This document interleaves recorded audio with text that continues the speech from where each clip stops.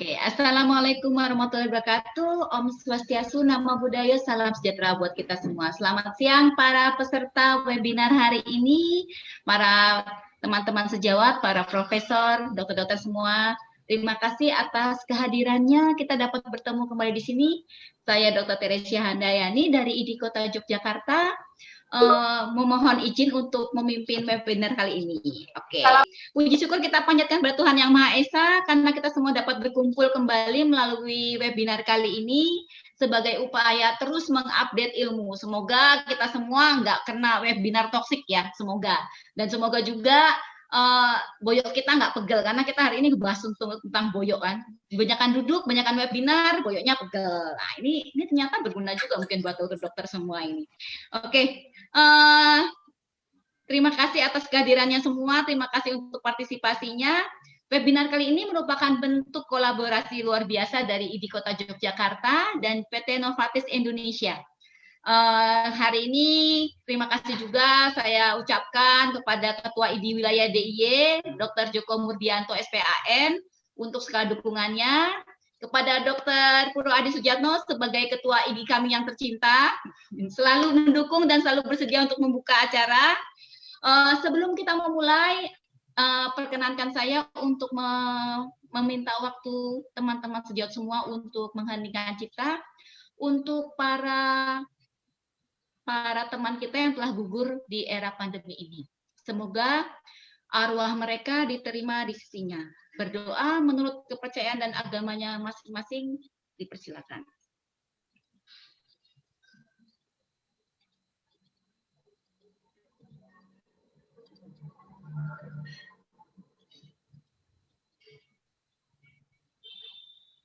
Selesai. Terima kasih. Sebagai pembukaan seperti biasa, Dr. Purwo Adi Sujatno sebagai Ketua ID kami, Ketua ID tercinta ini untuk membuka acara. Selamat siang, Dok. Sudah siap, Dok? Selamat siang, Dr. Teres. Siap. Oke, maaf ya, Dok. Tadi nggak tahu saya tiba-tiba kok ada feedback yang agak aneh ini. Mungkin mereka mau ikut banyak. Silakan, Dok. Waktu dan tempat kita persilakan. Terima kasih.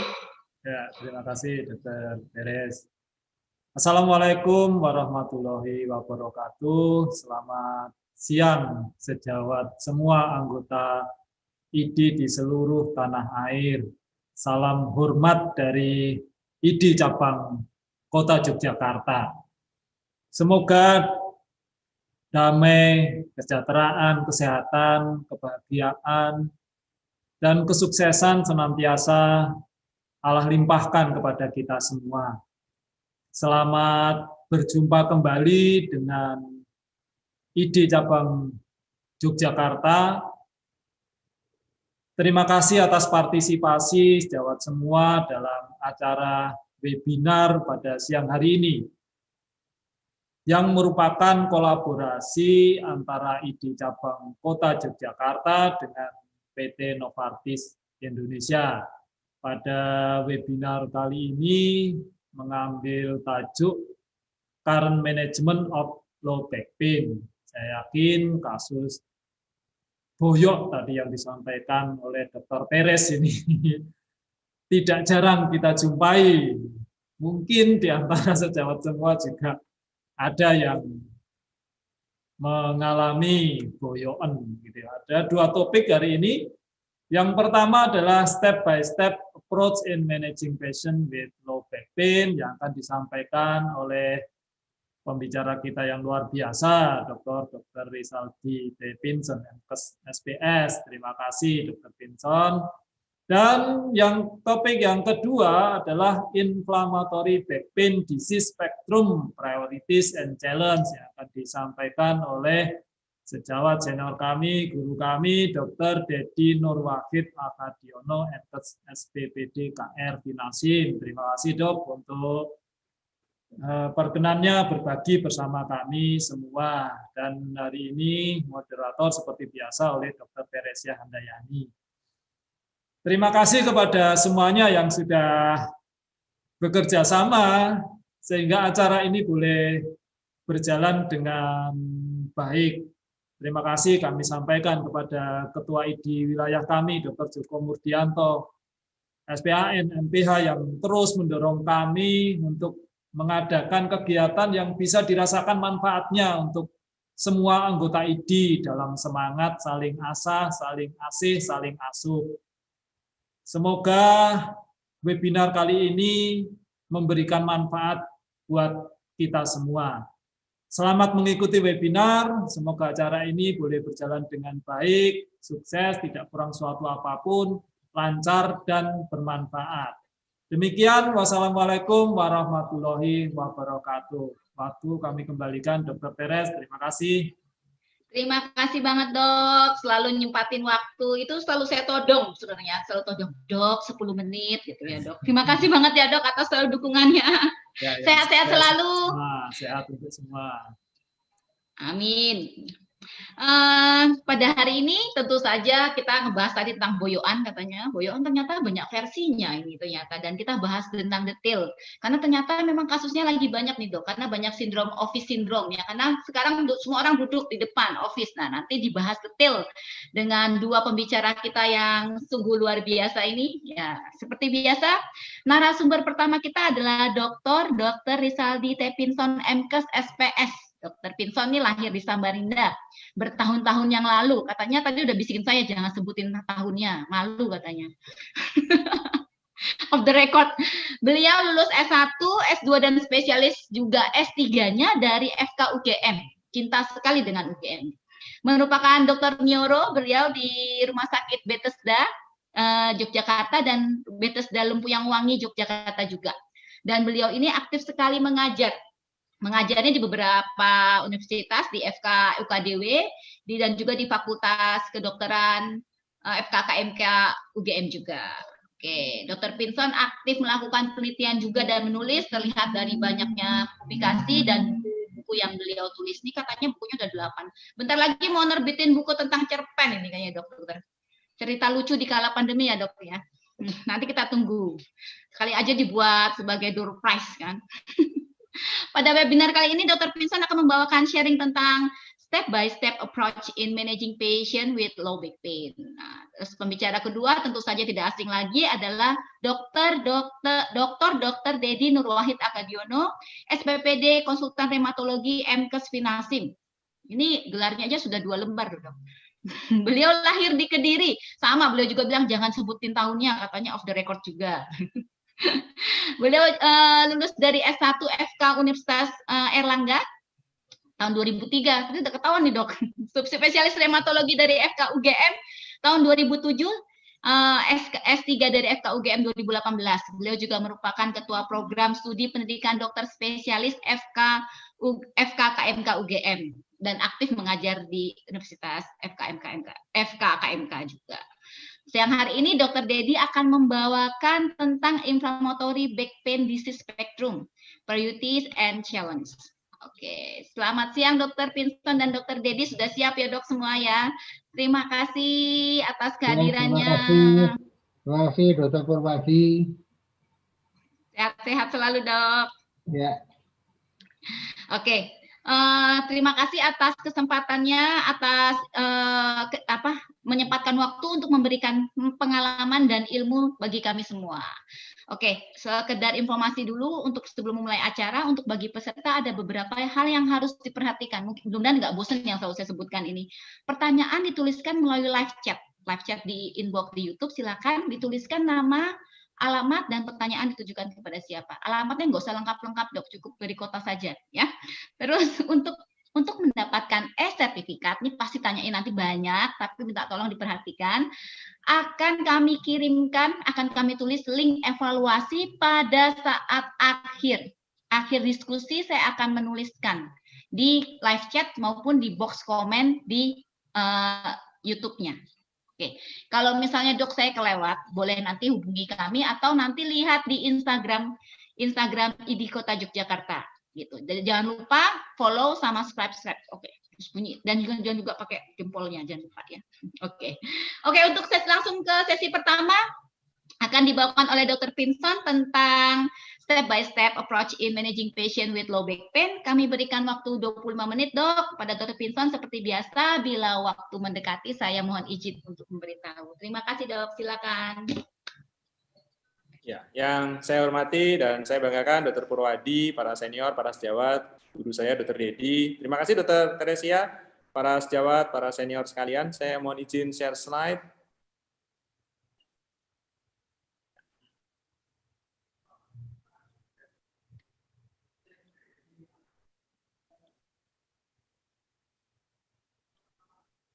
Ya, slide saya terlihat? Ya, baik. Terima kasih Dr. Teresia Handayani atas perkenalannya, Bapak Ibu, para senior, para sejawat. Hari ini kita akan sama-sama diskusi tentang step by step approach in patient with low back pain. Jadi, apa sih yang kita lakukan langkah demi langkah ketika seorang pasien datang dengan nyeri punggung bawah? Ya, ini kan tantangannya ya, tantangan ikut webinar seperti yang tadi disampaikan oleh Dr. Purwadi gitu ya. 2 menit awal gitu ya masih tenang gitu ya, 5 menit sudah begini, nanti 10 menit sudah hilang gitu ya. Mudah-mudahan enggak, karena topik yang kita diskusikan hari ini adalah everyday cases. Jadi ini kasus yang sering kali kita jumpai dalam praktek klinik, di praktek teman-teman saya yakin juga sering dijumpai. Nah, ini ada satu definisi baru, jadi Bapak Ibu yang sangat tertarik dengan nyeri, silahkan masuk ke websitenya IASP gitu ya. Setelah dari tahun 1979, definisi tentang pain itu tidak berubah, Juli 2020 itu ada revisi baru. Ya. Revisi barunya sebenarnya lebih kepada penjelasan. Jadi definisi umumnya itu sama, tetapi kemudian ada definisi yang menjelaskan begini, bahwa nyeri itu seringkali bukan hanya sekedar masalah nociceptif. Ya. Kemudian ada masalah experience di sana, ada masalah pengalaman. Kemudian pada pasien yang tidak bisa melaporkan nyeri, kalau para sejawat, para senior lihat di sini bahkan pada anak-anak, geriatri, di bidang kami pasien-pasien yang demensia, itu nyeri tetap harus dipertimbangkan dan tetap harus ditangani dengan sebaik mungkin. Nah, lalu kemudian yang nanti kita akan diskusikan di step by step approach adalah bahwa karena dia suatu pengalaman yang sifatnya subjektif, maka kita tetap harus mempercayai laporan pasien dengan nyeri. Jadi believe-lah pada apa yang disampaikan oleh pasien, walaupun mungkin pada beberapa kasus deskripsi tentang nyerinya itu tidak lazim. Saya yakin para senior, para sejawat sekalian, kita ulang sedikit bahwa nyeri itu pada sebagian besar kasus adalah muncul akibat daripada kerusakan jaringan. Kerusakan jaringan akan mengeluarkan mediator inflamasi yang akan berikatan dengan ujung saraf bebas, nociceptor di sini. Lalu diubah menjadi impuls listrik, ditransmisikan sampai ke kornu posterior dari medula spinalis. Lalu kemudian bersilang dan naik ke atas. Di medula spinalis akan ada proses yang sedemikian kompleks dengan modulasi, di mana nociceptif ini akan dihambat dari otak, terutama oleh 2 neurotransmitter, yaitu norepinefrin dan serotonin. Ketika nociceptif ini lebih banyak atau lebih kuat potensialnya, maka kemudian akan diteruskan sampai kemudian di talamus dan dipersepsikan di korteks sebagai nyeri. Jadi inilah prosesnya. Di setiap tempat ini ada obat yang bekerja. Dan kalau kita lihat terutama pada inflammatory pain atau pada low back pain, yang nanti kita akan bahas, pada sebagian besar kasus itu adalah di proses transduksinya, di mana keluarlah mediator inflamasi. Sehingga obat-obat antiinflamasi non-steroid, diclofenac, ibuprofen, itu bekerjanya di situ. Sehingga kalau kita lihat, terutama untuk yang inflammatory pain, yang nyeri akibat inflamasi, maka kerusakan jaringan, atau bahkan kerusakan saraf di fase awal, ya, atau kalau kita nanti bicara low back pain, ada kerusakan diskus di sana, maka akan muncullah asam arakidonat yang oleh 2 enzim utamanya, enzim siklooksigenase itu akan dipecah menjadi prostaglandin. Ada prostaglandin yang memang hanya berperan terutama untuk inflamasi, itu terutama diperantarai oleh COX-2, tetapi jangan lupa bahwa akan banyak juga prostaglandin yang sifatnya adalah fisiologis, untuk proteksi lambung, untuk proteksi di pembuluh darah, mencegah agregasi daripada platelet, sehingga ketika hambatan itu tidak sangat selektif, akan bisa muncul efek samping. Nanti kita akan sampai kepada sana. Kemudian juga ada sih yang diperantarai oleh lipooksigenase, tapi pada umumnya memang lebih banyak yang oleh enzim siklooksigenase. Dan obat-obat yang menghambat kerja ini, kerja enzim siklooksigenase, baik yang sifatnya selektif maupun yang sifatnya non-selektif, itu adalah obat-obat utama yang dipakai di dalam praktek klinik untuk nyeri yang sifatnya adalah inflammatory pain. Para senior dan sejawat, kalau kita lihat, maka ada yang fase akut. Fase akut itu biasanya batasannya sih kurang dari 12 minggu. Itu jelas karena cedera, postoperatif ya. Tapi di sisi lain ada yang kronik ya. Yang paling kita dapatkan di praktek sehari-hari itu OA, RA ya. Kemudian ada ankylosing spondylitis, nanti Dr. Dedi senior saya akan lebih banyak bercerita tentang ini. Ada yang di organ visceral, kalau di bidang kami itu nyerinya biasanya juga nyeri neuropatik, akibat diabetes, akibat postherpetik, nyeri itu ada yang sifatnya akut, ada yang sifatnya kronik ya. Biasanya batasannya adalah 12 minggu. Jadi 3 bulan itu adalah batasan ini mengatakan nyerinya ini adalah akut atau kronik. Nah, yang akut itu jelas karena pasca cedera, pasca operasi. Nah, yang kronik ini bisa karena inflamasi yang berkepanjangan, misalnya pada kasus-kasus osteoartritis, atau karena cedera saraf, misalnya pada kasus dengan diabetik neuropati, atau postherpetic neuralgia, atau pada pasca stroke. Nah, kalau kita lihat, Bapak Ibu, para teman sejawat, jangan lupakan yang namanya mixed pain. Kenapa? Nanti kita akan mengenal konsep yang namanya multimodal analgesia, bahwa kita memberikan analgesi yang sifatnya kombinasi dengan mekanisme kerja yang berbeda.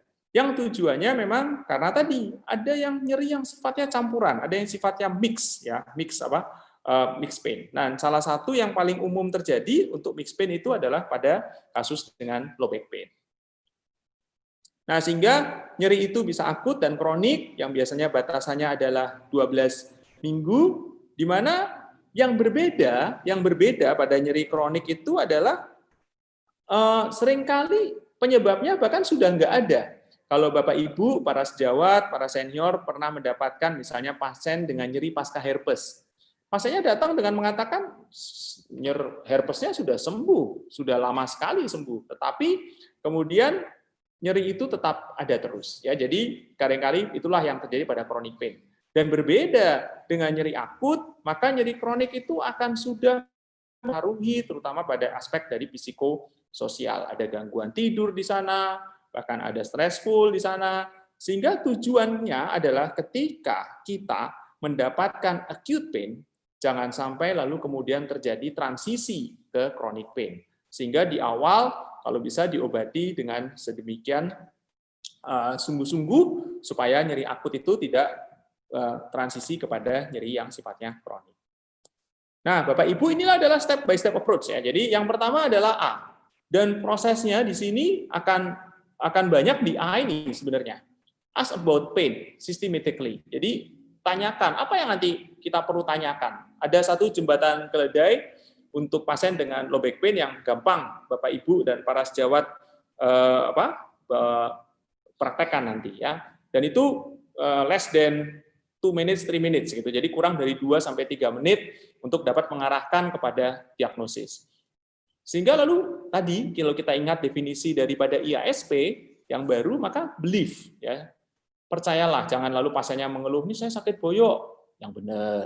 "Beneran nih sakit boyok." Yang benar gitu. Jangan nanti pasiennya nggak datang lagi ke kita ya.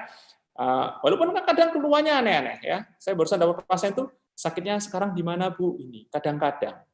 "Sekarang sakit nggak, Bu?" "Enggak." "Terus sakitnya kapan?" "Kadang-kadang." "Ngapain Ibu ke dokter saya ke sekarang?" gitu ya. Tapi ya udahlah.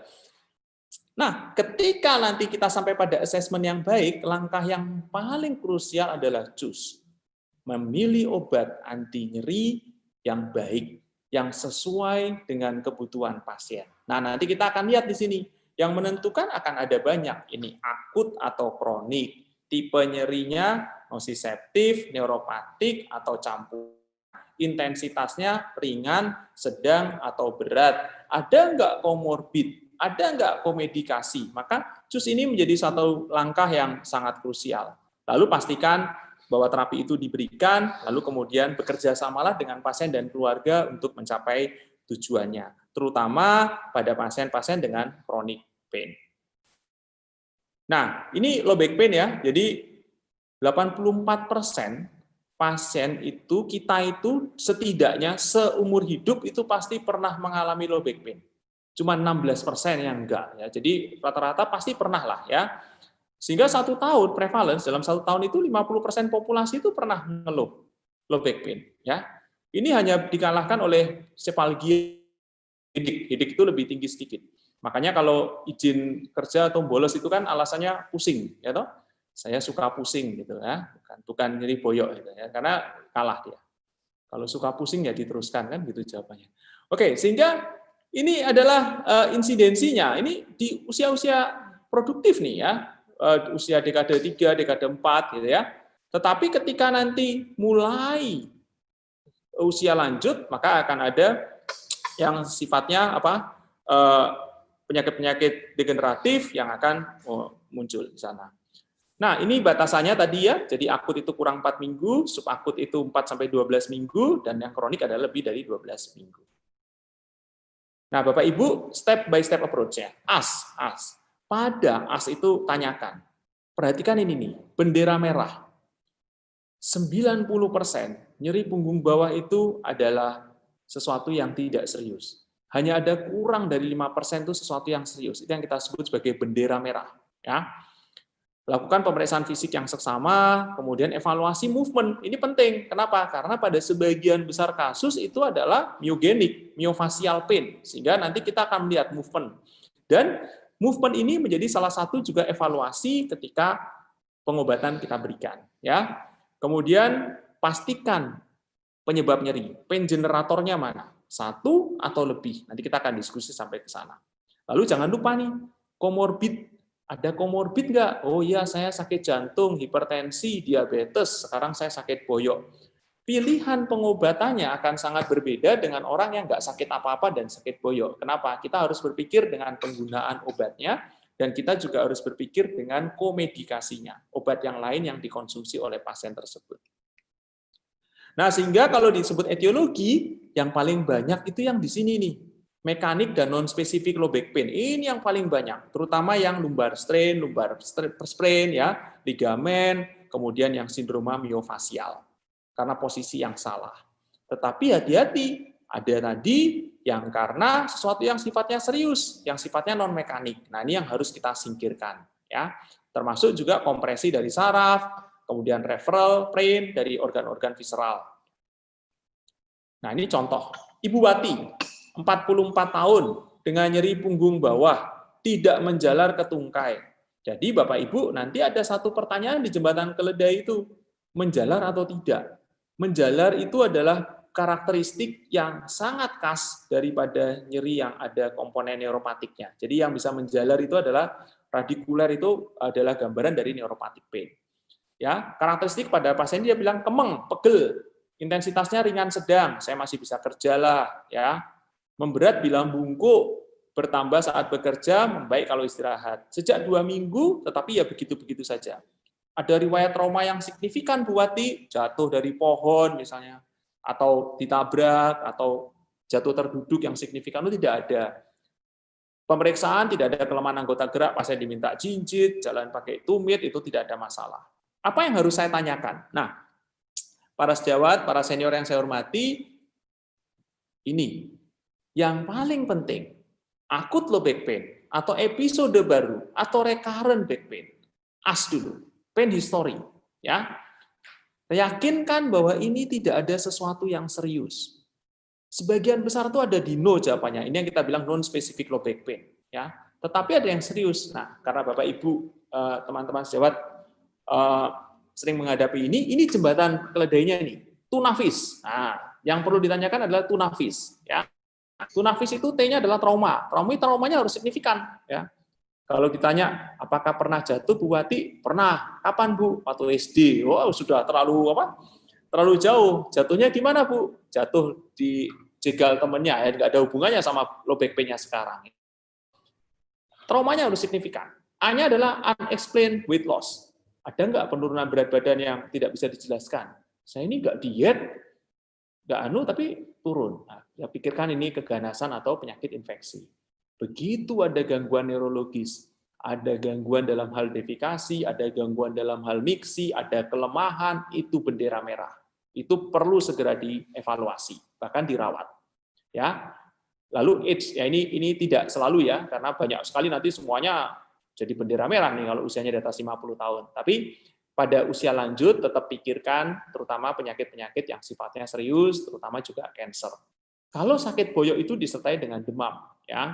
Pada pengguna daripada injecting drug user, IV drug user, misalnya pada narkoba itu ya, hati-hati, ini abses epidural spinal. Pengguna steroid jangka lama, nanti Dokter Dedi mungkin punya banyak pengalaman ini osteoporotik di sana, ya bisa muncul di sana. Atau VIS-nya hanya adalah history of cancer. Jadi begitu ini pasien dengan riwayat kanker payudara, hati-hati, ini tunafis, ya. Nah sehingga ini ya, ada bendera merah apa enggak? Ada bendera merah apa enggak? Kalau ada, imaging, rujuk. Tapi kalau ini enggak ada, assess lagi. Nah ini yang kita bilang red flag, makanya dikasih merah, yang ini kita bilang yellow flag. Kenapa? Karena kalau ada yellow flag ini, maka dia akan juga menjadi salah satu faktor risiko kronisitas. Pasiennya akan sering datang ke dokter untuk keluhan yang sama, ya. Terutama kalau dia sangat khawatir dengan gerakan, tidak mau ikut bekerja sama di dalam pengobatannya, selalu merasa bahwa depresi, moodnya tidak baik, kemudian itu dia akan ada di bendera kuning, ya, yellow flag. Nah, apa yang kalau kita lakukan? Kalau ini tidak ada bendera merah, maka ini adalah mechanical back pain. Maka tetap boleh nggak saya kompres? Silahkan, ya toh. Akupuntur silahkan, itu tidak ada masalah. Banyak studi-studinya sekarang, ya. Tetap aktif, ya. Jangan istirahat terus di rumah, tetap aktif, ya. Tentu dengan memperhatikan ada nyerinya atau enggak. Bagaimana kalau saya butuh pengobatan? Maka tentu kalau dilihat di sini obat antiinflamasi non-steroid itu menjadi pilihan yang utama. Kalau ini suatu kasus yang sifatnya akut, juga dilihat nanti kalau ada komponen yang sifatnya neuropatik, maka bisa ditambahkan adjuvan. Nah, ini singkatannya jembatan keledainya itu OLCAT, ya OLCAT. Jadi kalau ada pasien, Bapak Ibu, yuk kita coba sama-sama. Ini nggak akan sampai 1 menit atau 2 menit ya. Sakitnya di mana? Di boyok. Boyok yang sebelah mana? Di sini. Ya, dia akan menunjuk lokasinya. Sudah berapa lama? 4 minggu. Nyerinya seperti apa? Kemeng. Apa yang memperberat kalau saya bungkuk? Apa yang memperingan kalau saya tiduran? Sudah berobat atau belum? Nah, ini OLCAT ya. Lalu tanyakan, mengganggu aktivitas harian, ya saya jadi nggak bisa kerja. Bagaimana Anda sekarang dengan nyerinya? Saya jadi sedih dan sebagainya, itu yang CE-nya. Tapi ini OLCAT ya. Lalu yang di sebelah sini, Bapak Ibu, kalau ini suatu myofascial pain syndrome dan Bapak Ibu punya waktu yang, maka ini yang namanya finger to floor distance test, FFD. Ujung jari ke lantai. Orang normal, tipnya ini akan bisa menyentuh. Kalau ini ada masalah di miofascialnya, non-spesifik di sini, maka dia akan susah menyentuh. Ya, lalu ini diukur berapa sentimeter. Daripada Bapak Ibu begini, kalau Bapak Ibu nanti sempat main-main di klinik kami, itu garisannya itu kami tempel aja di dinding, nanti dia lihat dia berapa. Ini penting untuk evaluasi. Pertama datang, dia hanya bisa di sini jaraknya 30 cm. Mau lebih 30 cm, pas saya bilang, aduh saya kesakitan kalau lebih dari itu. Diberi obat. Begitu diberi obat, kunjungan kedua, 5 hari berikutnya, sudah bisa lebih bawah. Berarti pengobatannya berhasil. Jadi gitu itu evaluasi pengobatan. Nah ini Bapak Ibu saya yakin sudah sering kali semua pasien ditanyakan, walaupun ini kelihatannya simpel, itu tidak mudah ya. Bu, 0 itu nggak sakit, 10 itu sakit, sesakit-sakitnya sakit yang Ibu pernah rasakan. Sakitnya Ibu di angka berapa? 14. Maksimal cuma 10 kok Bu, Ibu 14. Ini sakit beneran. Nah, itu tapi kita harus mengarahkan kepada pasien supaya dia bisa paham apa yang kita maksud. Nah, ini juga penting untuk evaluasi. Penting juga untuk memilih pengobatan. Kalau dia suatu severe pain, datang dengan numeric pain scale itu 8 atau 9, mungkin sediaan injeksi lebih dipertimbangkan. Yang onsetnya cepat, ya itu menjadi pertimbangan utama. Nah, sehingga kalau kita lihat di sini, maka sebagian besar pasien low back pain itu sebenarnya ada di sini, aksial ya. yang muskuloskeletal, itu lumbar strain, penyakit-penyakit degenerasi, di mana lalu kemudian pain itu akan memberat dengan gerakan, membaik dengan istirahat. Tetapi kalau dia menjalar, pastikan kalau dia sudah mengatakan nyerinya bukan hanya di boyok tapi menjalar, maka ada keterlibatan dari radix. Kalau ada keterlibatan dari radix, maka ada komponen neuropatik di sana. Diperhatikan itu, lalu kemudian mungkin juga sesuatu yang sifatnya serius, yang sifatnya dari sesuatu yang sistemik, atau juga dari kanker dan infeksi. Itu yang harus kita yakini. Yang tadi, kalau Bapak Ibu para sejawat ingat, yang disebut dengan tuna face, ya, apa trauma yang signifikan, unexplained weight loss, ya, kemudian apa usia yang lebih lanjut, adanya riwayat kanker, penggunaan steroid jangka panjang, kemudian juga injecting drug user. Itu menjadi sesuatu yang harus dipertimbangkan. Kalau kembali kepada Bu Wati nggak ada tuna face-nya, nyerinya akut, non spesifik, ringan sedang, nggak ada bendera merah. Apa yang bisa kita lakukan buat Bu Wati? Maka tentu kalau dia sifatnya akut, silahkan. Tetap aktif Bu Wati, saya boleh kompres, silahkan, ya, atau senyamannya Ibu. Nah, lalu kemudian dukungan psikologis, lalu kemudian kalau memang diperlukan obat, maka kalau kita lihat di sini, dari guideline ini, dari guideline-nya AFP ini, maka obat antiinflamasi non-steroid menjadi pilihan yang ya. Nah, ini beberapa yang bisa Bapak Ibu para sejawat pilih, paracetamol, ya. Tetapi dia efek antiinflamasinya nggak sebagus dari NSAID, ya. Jadi analgesi iya, tapi kalau ini jelas suatu inflamatori, maka dia nggak bisa. NSAID bagaimana? NSAID itu dipakai secara luas, ya. Kemudian tetap nanti kita akan diskusi bagaimana ada isu terhadap keamanan, baik itu gastrointestinal maupun kardiovaskuler. Ya, pada kasus yang berat pertimbangkan opioid, tetapi tentu nanti hati-hati dengan efek sampingnya juga. Nah, masalahnya adalah ini, para sejawat yang saya hormati, bahwa kita melihat cukup banyak yang nyerinya itu tidak tertangani dengan inadequat, ya, tidak adekuat nyerinya tertangani karena apa? Munculnya efek samping, atau kemudian kita melihat bahwa dia tetap merasakan nyeri walaupun sudah mendapatkan obat, atau bahkan dia itu sebenarnya nyeri yang cukup hebat tetapi tidak mendapatkan obat yang memadai. Nah, ini yang menjadi tantangan buat kita bersama. Nah, ini yang tadi ya multi mekanistik atau multimodal, ya. Tentu pikirkan yang sifatnya non farmakologi. Nyeri itu subjektif. Kalau Bapak Ibu ingat ada yang namanya efek placebo di sana, ya. Seringkali pasiennya datang diberi penjelasan, lalu kemudian diberi arahan gerakan yang boleh dan yang tidak, dia merasa bahwa oh ya saya nggak apa-apa, nyerinya juga berkurang, ya.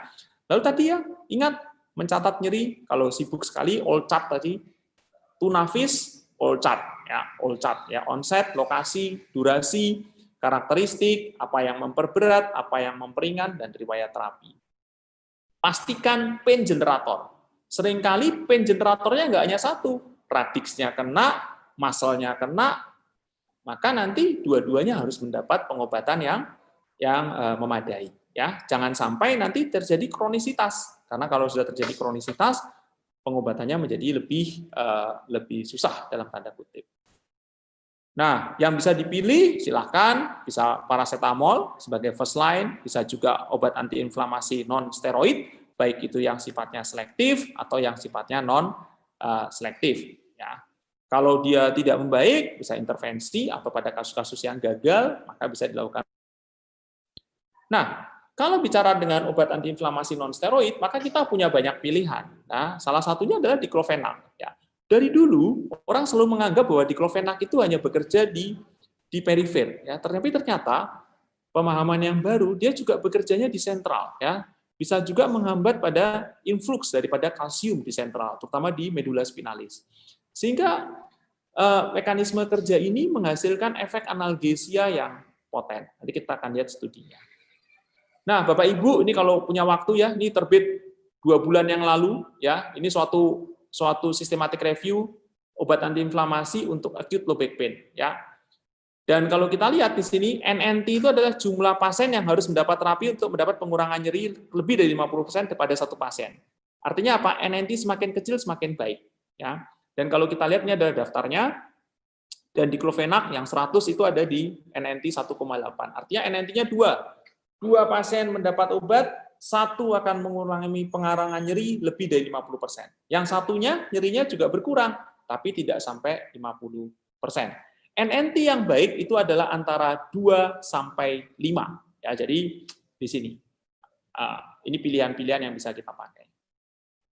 Nah, yang juga jadi pertanyaan adalah NSAID itu menghambat baik COX-2 maupun COX-1 kan? Sehingga nanti ada yang sifatnya unselektif atau non-selektif, ada yang sifatnya selektif. Nah, kalau kita lihat, maka nanti akan juga ada yang sangat menghambat COX-1, misalnya ketorolak. Makanya Bapak Ibu para sejawat lihat itu di formularium nasional, batasan maksimum penggunaan untuk yang injeksi 3 hari. Kenapa? Karena dia sangat COX-1. Artinya apa? Kita pakai lebih dari 3 hari, efek samping gastrointestinalnya akan muncul. Di satu sisi yang lain, ada yang sangat COX-2, misalnya rofecoxib yang sudah ditarik. Ya, ini efek kardiovaskulernya yang naik. Nah, nanti kita lihat sebenarnya sih yang baik ya yang di sini ya. Dia memiliki efek untuk menghambat COX-2, tapi di sisi lain tidak sangat COX-1. Jadi kalau kita lihat, maka diclofenac itu adalah di preferentially COX-2 inhibitor. Jadi dia menghambat lebih banyak COX-2-nya ya, tapi tidak sangat COX-2 seperti yang di atas tadi. Nah, sehingga pilihannya kan ini. Ada risiko kardiovaskuler, ada risiko gastrointestinal. Kalau obat itu sangat COX-1 selektif, misalnya seperti ketorolak, maka gastrointestinal risikonya yang akan meningkat. Di sisi lain, kalau dia sangat COX-2 seperti rofecoxib misalnya, maka efek kardiovaskulernya. Nah, kalau kita lihat diclofenac itu ada di tengah-tengah, ya preferentially COX-2. Artinya apa? Mudah-mudahan risiko terhadap kedua ini tidak seberat pada yang di 2 kutub. Sehingga kalau kita lihat, kan tadi ada prostaglandin yang sifatnya fisiologis. Nah, ini ada satu pemikiran dari teman-teman di clinical pharmacologist yang sangat baik. Dan lalu mereka meneliti, obat NSAID yang baik itu adalah ketika dia memberikan kesempatan supaya enzim COX tadi tidak terus-menerus bekerja, supaya tidak menghambat, tidak ada hambatan yang terus-menerus di plasma. Artinya apa? Prostaglandin yang sifatnya fisiologis diberi kesempatan untuk ada di jaringan inflamasi, tetap menghambat, tetapi di sisi lain tidak terus-menerus menghambat yang di plasma.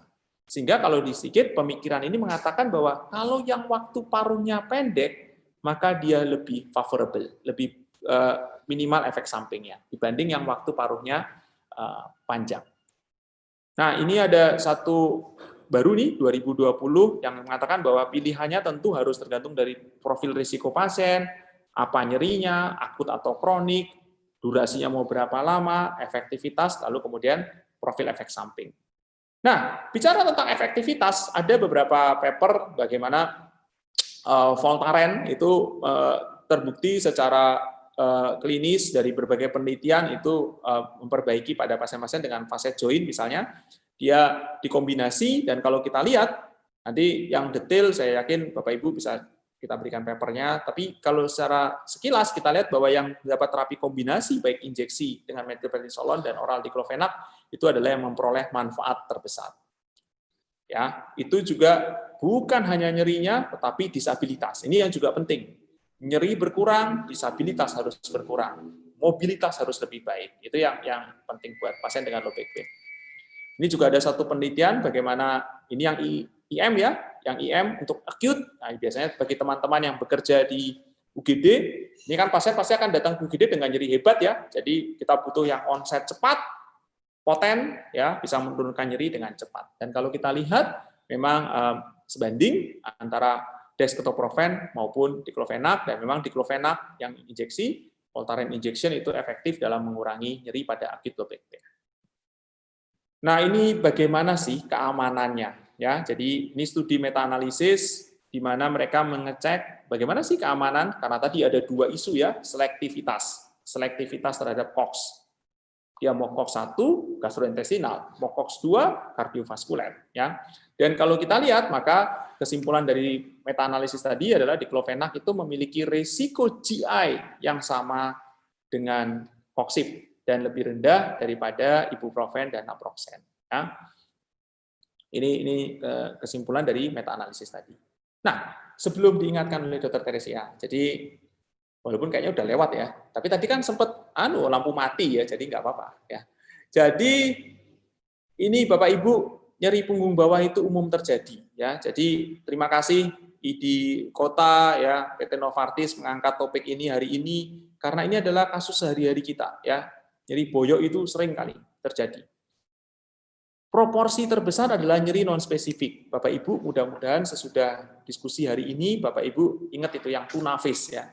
Trauma signifikan, unexplained, penurunan berat badan yang tajam, adanya riwayat kanker, ya, kemudian pengguna injecting drug user, penggunaan steroid, disertai dengan demam, itu adalah hal-hal yang harus diwaspadai sebagai penyebab yang serius. Kalau itu tidak ada, 90%, 95% nyeri punggung bawah itu adalah non-specific low back pain. Pada kasus non-specific low back pain, kalau memang diperlukan pengobatan terapi farmaka, maka obat antiinflamasi non-steroid adalah pilihan terapi farmaka yang utama. Bukan hanya di era pandemi kita akan punya 3M, tapi untuk nyeri boyok kita juga akan punya 3M.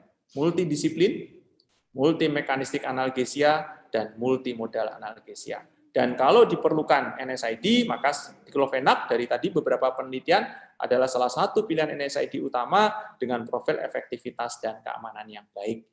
Terima kasih para sejawat, saya kembalikan kepada Dr. Teresia. Terima kasih Dr. Teresia. Terima kasih Dok, dengan sungguh luar biasa. Sampai mati lampu pun ikut mati dengerin Dr. Pinson ini. Saya ngomong terus ya tadi, nggak tahu kalau mati lampu. Terima kasih banyak Dr. Teresia. Oke, terima kasih Dok. Yang kita ingat adalah siang-siang kan pas nih jam makan siang, ingatnya tunafis ya Dok. Tunafis sama ada ice-nya tadi. Pas berarti benar. Oke, terima kasih Dr. Pinson atas sharing ilmunya yang luar biasa, dan memang low back pain ini memang lagi booming saya bilang, karena hampir semua pasien datang, nggak cuma tua, nggak muda-muda juga banyak, bahkan ada anak-anak juga karena mereka terlalu posisi duduk yang mungkin tidak ergonomis, kan semua sekarang online ya. Oke, kita lanjut ke topik yang lebih berat lagi, lebih berat. Dr. Dedi sudah siap nih. Ke sesi kedua, Dr. Dedi akan membawakan tentang inflammatory back pain disease spectrum, priorities and challenge. Oke, silakan Dr. Dedi, waktu dan tempat kami berikan. Terima kasih. Ya, oke. Selamat siang. Assalamualaikum warahmatullahi wabarakatuh para sejawat dimanapun berada yang mengikuti acara ini. Baiklah, saya akan meneruskan pembicaraan kita. Jadi masih agak nyambung sedikit dengan apa yang disampaikan oleh suara saya terdengar ya? Halo? Terdengar Dok. Terdengar banget Dok. Ya, oke. Jadi saya akan menyambung sedikit. Jadi ini masih temanya adalah nyeri di pinggang. Lalu temanya apa? Temanya adalah kita membicarakan mengenai axial spondyloarthritis. Jadi kita lihat di sini. Kalau teman-teman sejawat masih kembali mengingat lagi kuliah dan sebagainya, maka di dalam spondyloarthritis atau spondyloarthropati itu kita bagi menjadi dua, yang seronya itu positif itu menjadi rheumatoid arthritis. Nah ini saudara tidak kembar tapi ya hampir sama presentasinya, ya jadi berat. Nah nanti kita lihat, kita lihat di sini dulu ya, bahwa untuk menentukan klasifikasi itu perlu suatu perjalanan yang panjang. Jadi pertama kali kita sampaikan apa yang disebut dengan ankylosing spondylitis itu kita mulai tahun 1900, baru tahun 2013 atau tahun mulai 2009 kita sudah mulai mengerti bagaimana sih mengklasifikasikan ke penyakit-penyakit tersebut. Ya, jadi ini nanti kalau kita baca habis waktu nanti. Nah, sekarang kita sampai di sini. Nah, kita bicara mengenai axial spondyloarthritis. Aksial itu berarti, saya mengingatkan kembali teman sejawat bahwa kalau urusannya itu di aksial, itu biasanya adalah spondyloarthritis. Tapi kalau di perifer nanti biasanya adalah bukan ankylosing spondylitis lagi, tapi adalah dia mainnya nanti adalah karena enteropatik spondyloarthropathy atau adanya inflammatory bowel disease atau reactive arthritis, ya. Jadi mainnya di situ. Tapi pada ankylosing spondylitis ya selalu terjadi di aksial, ya. Kemudian kita tengok di sebelah kiri, ya, di sebelah kiri kita lihat di sini ada istilah lagi nih, non radiografik. Jadi artinya penyakit-penyakit rematik itu adalah satu penyakit yang akan berjalan sesuai dengan waktu progresivitasnya, sehingga kadang-kadang ada pasien yang belum sempat nih, atau belum sempat atau tidak tercatat di dalam radiografinya bahwa sudah ada kelainan. Kalau sudah ada kelainan pasti kita akan masukkan sebagai ankylosing spondylitis. Maka di sini dia adalah pada aksial. Nah, lalu timbullah suatu istilah di sini adalah non radiographic stage. Jadi di mana dia nggak pakai radiografi, tapi sudah kita masukkan. Karena apa? Karena angka kecacatannya juga tinggi. Saya punya beberapa pasien yang akhirnya tulang belakangnya itu akan bending dia. Jadi dia sudah tidak nyaman sekali, mau ditegakkan juga nyeri dan sebagainya. Ya, jadi oleh karena itu maka sekarang kita masuk ke dalam spektrum apa yang disebut dengan non radiographic stage. Ya, nanti kita lihat di sini. Jadi di sini hanya ada back pain saja. Kadang-kadang ditemukan sacroiliitis pada MRI, tapi kadang-kadang juga bisa. Nah, lalu kita masukkan di sini adalah pada mereka yang ankylosing spondylitis. Oke, sekarang kita lihat pada slide ini. Ya, kita lihat secara progresivitas.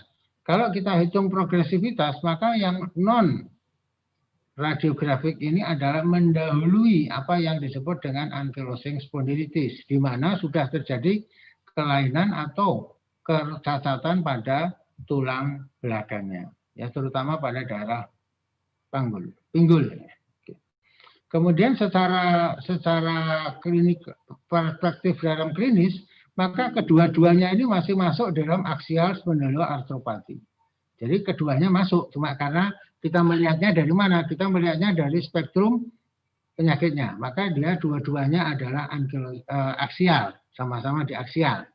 Sementara kalau kita melihat dari sistem regulatori atau dalam sistem bagaimana cara pengobatannya, kapan kita berikan obatnya dan sebagainya, kita menganggap bahwa keduanya ini merupakan suatu hal yang berbeda. Jadi ada beberapa prinsip yang harus kita tekankan. Yang pertama adalah kalau dilihat dari prognostiknya, maka ankylosing spondylitis adalah tahap akhir dari non radiografi. Tetapi kalau lihat dari klinisnya sama, dia kena di aksial. Tapi kalau secara dari perspektif dari regulasinya, maka dia akan kita bedakan menjadi dua keadaan yang berbeda. Nah, kita teruskan di sini. Maka, mengapa saya sampaikan topik ini sebetulnya kalau kita melihat di sini adalah pertama kali dalam sistem BPJS yang sudah kita ikuti ini, maka kita lihat bahwa yang paling terpenting itu adalah bagaimana kita menemukan penyakit. Jadi ada sistem referral, kemudian bagaimana dia bisa mengakses, lalu kita tegakkan diagnosis, sehingga apa? Nah, mengapa teman-teman sejawat dari dokter umum maupun yang di PPK 1 dan sebagainya ini, mengapa kita sampaikan di sini? Karena begitu ini terlambat, maka di sini pun juga akan menjadi sesuatu yang tidak nyaman untuk pasiennya. Ya, oke. Nah, kita lihat di sini, apakah bisa nanti dia tidak bisa melakukan MRI, maka nanti akan harus dirujuk untuk dilakukan MRI. Itulah yang penting adalah bagaimana kita menemukan secara dini. Nah, ini coba kita lihat di slide ini.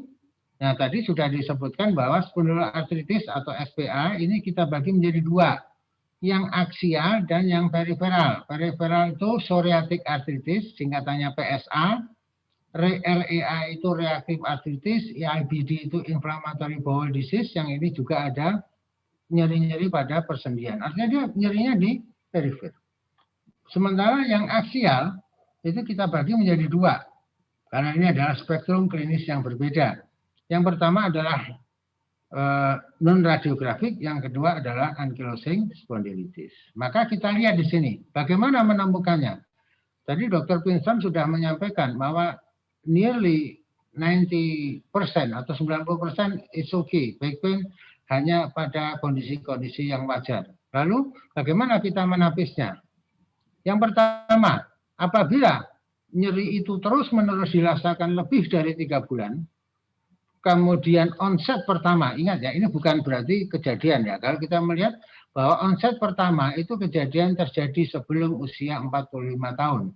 Jadi katakanlah seorang pasien datang usia 30, dia sudah bilang nyeri sudah 3 bulan, maka kita harus awas bahwa apa enggak ini adalah suatu ankylosing spondylitis. Nah, lalu kita lihat di sini untuk non radiografik, artinya kalau teman-teman sejawat menemukan ini saja tanpa adanya gambaran sacroiliitis atau SI, ya kita singkat nanti SI, nah itu kita sudah bisa mengatakan bahwa ini adalah NR axial spondyloarthritis.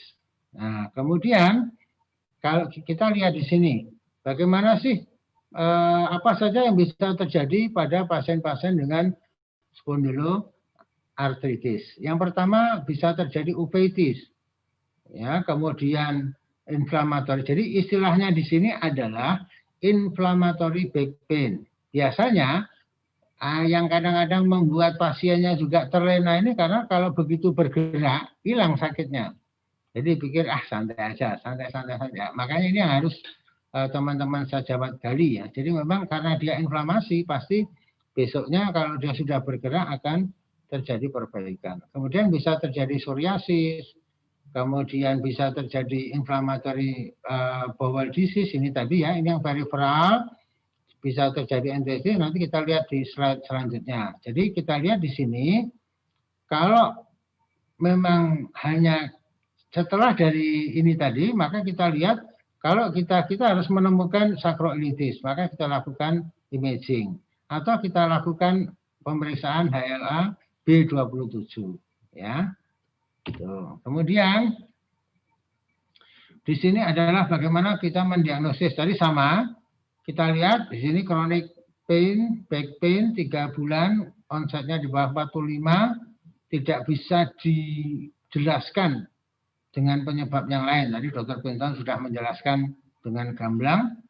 Kemudian kita lihat kalau kita bisa melakukan X-ray, kita lihat adanya sacroiliitis, maka ditambah dengan ini, maka keduanya ini ditambah, maka ini jadinya adalah sudah langsung kita bisa bilang adalah ankylosing spondylitis. Artinya apa? Artinya kita bukan di non radiografik. Jadi kalau non radiografik dia terjadinya lebih awal. Jadi di sini adalah lebih awal. Ya ini sama gambarannya ya, inflammatory back pain. Nah ini tadi saya sampaikan bahwa secara laboratorium ya kita periksa B27 ini pun pada rumah sakit yang di kelas A itu juga masih jarang ya kita lakukan karena permasalahan biaya dan sebagainya. Kemudian ESR itu adalah laju endap darah ataupun dengan C-reaktif protein. Ini pasti akan meningkat karena inflamasi. Kemudian dari secara klinis kita nanti bisa melihat apa itu disease activity, ada ASAS, ada BASD, ada ASDAS, kemudian spinal mobility itu BASMI, physical function. Jadi nanti mungkin kalau nanti kita ada kesempatan ketemu lagi kita akan membahas yang ini, tapi yang jelas bahwa secara imaging kita bisa melihat dari MRI itu kalau kita melihat pada sacroiliitisnya itu sudah terjadi adanya peradangan. Nah ini gambaran yang lain ya. Jadi kadang-kadang pasien itu datang, dia nggak ada sacroiliitisnya, tapi dia ada enthesitis. Jadi kita lihat di sini, ya pada belakang tumitnya itu ada enthesitis, kemudian dactylitis, jadi kelainan pada kuku. Ya, kemudian ini adalah MRI-nya sacroiliitis, maaf ini gambarnya keliru ya. Jadi ini, mestinya gambarnya hampir seperti yang slide sebelumnya. Kalau X-ray saja masih bisa. Kita lihat bahasa saya, kalau saya sering memberikan pada peserta didik atau apa itu, bahwa biasanya namanya persambungan antara dua tulang itu pasti ada sungainya, bahasa enaknya gitu aja lah. Kalau sungainya udah buntu, berarti biasanya terjadi peradangan. Kadang-kadang terjadi uveitis, ada psoriasisnya juga, kemudian adanya Crohn disease. Ini yang tadi yang LED. Nah, dari NR non radioaktif aksial tadi itu kita lihat di sini dia ada inflammatori, dia mencakup ke semua ini. Apakah nanti dia akan terjadi remisi spontan? Apakah akan menjadi ankylosing spondylitis? Apa akan tetap menjadi non radiografik aksial spondyloarthritis? Ya, jadi ini artinya bahwa kemanapun dia akan bisa menuju. Ya, kemudian kita lihat di sini apa faktor risikonya. Yang pertama adalah genetik. Kemudian dia memang ada bakat di HLA-B27-nya positif, CRP-nya naik, kemudian ada perubahan pada MRI, penyakit-penyakit yang mengerang di aksial, dan ini jangan dilupakan, biasanya tidak hanya pinggang saja, tapi maaf, bokong itu juga akan terjadi nyeri. Jadi kalau sudah ada nyeri pinggang, ada bokongnya juga sakit, ya ini hati-hati, kita harus lihat kalau memang dia usianya muda, oke, ya kita harus tegakkan sebelum terjadi kelainan pada tulang belakang. Ya, ini adalah progresi daripada 5 tahunnya ya. Jadi kalau memang di sini ada terjadi sakroiliac joint-nya juga terjadi, kita lihat adanya positif, maka progresifnya dari non radiografik ini akan terjadi lebih besar dibandingkan dengan yang lainnya. Kemudian kita lihat di sini bagaimana burden-nya. Burden itu adalah apa yang efek daripada penyakit tersebut. Kita lihat di sini patient patient global assessment juga akan terjadi gangguan. Dan yang paling tidak enak itu adalah adanya nyeri. Kemudian kita harus ingat bahwa pada penyakit-penyakit spondyloarthritis ini juga mempunyai namanya independent risk untuk terjadinya cardiovascular disease, kadang-kadang bisa menyebabkan depresi dan morning stiffness. Ini yang paling mengganggu. Jadi kadang-kadang pasien itu baru bisa bergerak setelah jam 10 pagi, jam 11. Jadi akhirnya kalau memang dia masih usia produktif maka akan sangat mengganggu. Nah, ini gangguan pada produktivitasnya ya. Kita overall work impairment, kita lihat di sini pada NR non radiografik ini juga yang biru, maka kita lihat bahwa mereka juga akan terjadi bahwa impairment untuk overall impairment work-nya. Jadi artinya mungkin dia absen terhadap pekerjaannya dan sebagainya.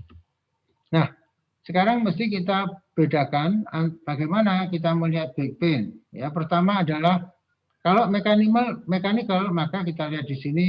Jadi kembali saja mengulang bahwa kalau dia di bawah 40, kalau mechanical ini biasanya kapanpun bisa terjadi, onsetnya juga variabel, karakteristiknya juga nggak menentu, bisa terjadi di mana saja, morning stiffness-nya ini bisa dilihat. Jadi kalau memang back pain yang biasa, maka morning stiffness-nya tidak akan lebih dari setengah jam. Nah, ini kita lihat bahwa early recognition daripada inflammatory back pain. Ya, kita lihat di sini bahwa apakah yang pasien-pasien gejala pasien, kita lihat di sini alternating back pain, kemudian pain stiffness ya, pain stiffness yang akan bebas atau akan bergerak lebih baik karena sudah terjadi aktivitas. Ini yang sering melenakan dari pasien. Ya, kita lihat di sini ada family and internal medicine, ada ophthalmologist, kita lihat di sini morning stiffness ya. Morning stiffness ini masih menjadi, jadi kita cari saja kalau kita tanya nyeri ini sudah 3 bulan ini begini, coba tanya pagi hari. Kalau tanya jangan ditanya menitnya, pasien nggak tahu. Ibu bangun jam berapa? Oh, bangun jam 6. Ibu bisa bergerak lagi jam berapa? Ya, jadi kita bisa menduga di situ. Kalau dia masak pun nggak bisa, berarti kita bisa memperkirakan biasanya nyerinya lebih dari 30 menit. Ya, sehingga tadi mengapa maksud daripada pembelajaran pada hari ini adalah bahwa teman-teman sejawat yang ada di lapangan ini kita aware kalau memang ada lebih dari 3 bulan, usianya kurang dari 45, kalau tidak ada fasilitas untuk memeriksa ronsen dan sebagainya, kemudian ada tambahan morning stiffness, maka ini adalah suatu awal untuk caranya terjadi rujukan. Ya, jadi karena apa? Karena semakin lambat maka kita akan lebih susah untuk menanganinya. Ya, kita lihat sekarang bagaimana sih ciri-cirinya daripada ini tadi. Yang pertama adalah biasanya pada laki-laki ya. Jadi memang pada reumatologi ini sedikit mengenal masalah gender ya. Jadi kalau SPA ini lebih banyak pada laki-laki. Kalau rheumatic arthritis lebih banyak pada wanita. Jadi begitulah. Jadi bukan laki-laki semua, perempuan semua, tidak. Kalau asam urat ya banyak laki-laki. Ini kita lihat bahwa yang sering terkena adalah di aksial. Ini maksudnya pain, fatigue, stiffness, pergerakannya terganggu. Kemudian bisa juga disertai adanya peripheral arthritis, enthesitis, uveitis, dan psoriasis. Ya, kemudian kita lihat di sini. Ya, kalau kita lihat yang biru, ya, kita lihat bahwa ini adalah bagaimana pencapaian di sini adalah pada non reumatologi, sementara yang di sini adalah yang sudah terjadi, artinya sudah terlambat ya. Kita melihat di sini bahwa durasi daripada penyakitnya juga akan semakin menurun. Ya, di sini dia 10 tahun, maka di sini 3 tahun saja. 3 tahun saja dia akan bisa mencapai perbaikan sebesar 50% dari penyakitnya. Nah, ini kita lihat lagi, kira-kira inilah gambaran daripada terjadinya sakroilitis. Ya, ini kemudian di sini juga ada, kemudian ini juga sudah terjadi peradangan. Ini malah justru sudah terjadi kerusakan pada sambungan daripada sakroiliumnya. Nah, kemudian sekarang kita bicara tentang manajemennya. Seperti manajemen kita lihat di sini, kalau Anda menemukan pertama kali, memang tidak ada salahnya Anda memberikan NSAID. Dan ini cocok juga dengan apa yang disampaikan oleh Dr. Vincent ya. Jadi nanti artinya pertama adalah kita gunakan non-steroid anti-inflammatory. Lalu kalau sudah tidak bisa, maka kita lari ke TNF-alpha atau interleukin 17 alpha inhibitor. Ini yang yang akan lebih banyak kita tekankan. Cuma untuk sampai ke secukinumab ya, jadi Rezeron, itu bahwa secukinumab ini memang di sini kompetensinya teman sejawat harus mengkonsulkan kepada rheumatologis ya. Jadi artinya untuk sudah sampai ke biologic agent itu porsinya adalah pada rheumatologis. Ya, jadi artinya Anda menemukan dirujuk, nanti akan kita work up. Kemudian kalau memang sudah stabil, ya memang tinggal menggunakan NSAID saja, kita akan bisa kembalikan. Ya. Nah, kemudian untuk yang AS itu memang sudah established, jadi kita bisa pakai ini. Tetapi kalau yang non radiografik untuk penggunaan interleukin 17 inhibition ini kita melihat juga, kita melihat kondisinya dari pasiennya. Kalau memang secara prognosa dia akan lebih berat nanti kalau terjadi ankylosing spondylitis, ya tentunya kita akan bisa memberikan lebih awal. Nah, ini supaya lebih tahu apa sih itu interleukin 17. Nah, ini saya kira kita nikmati saja gambarnya ya toh.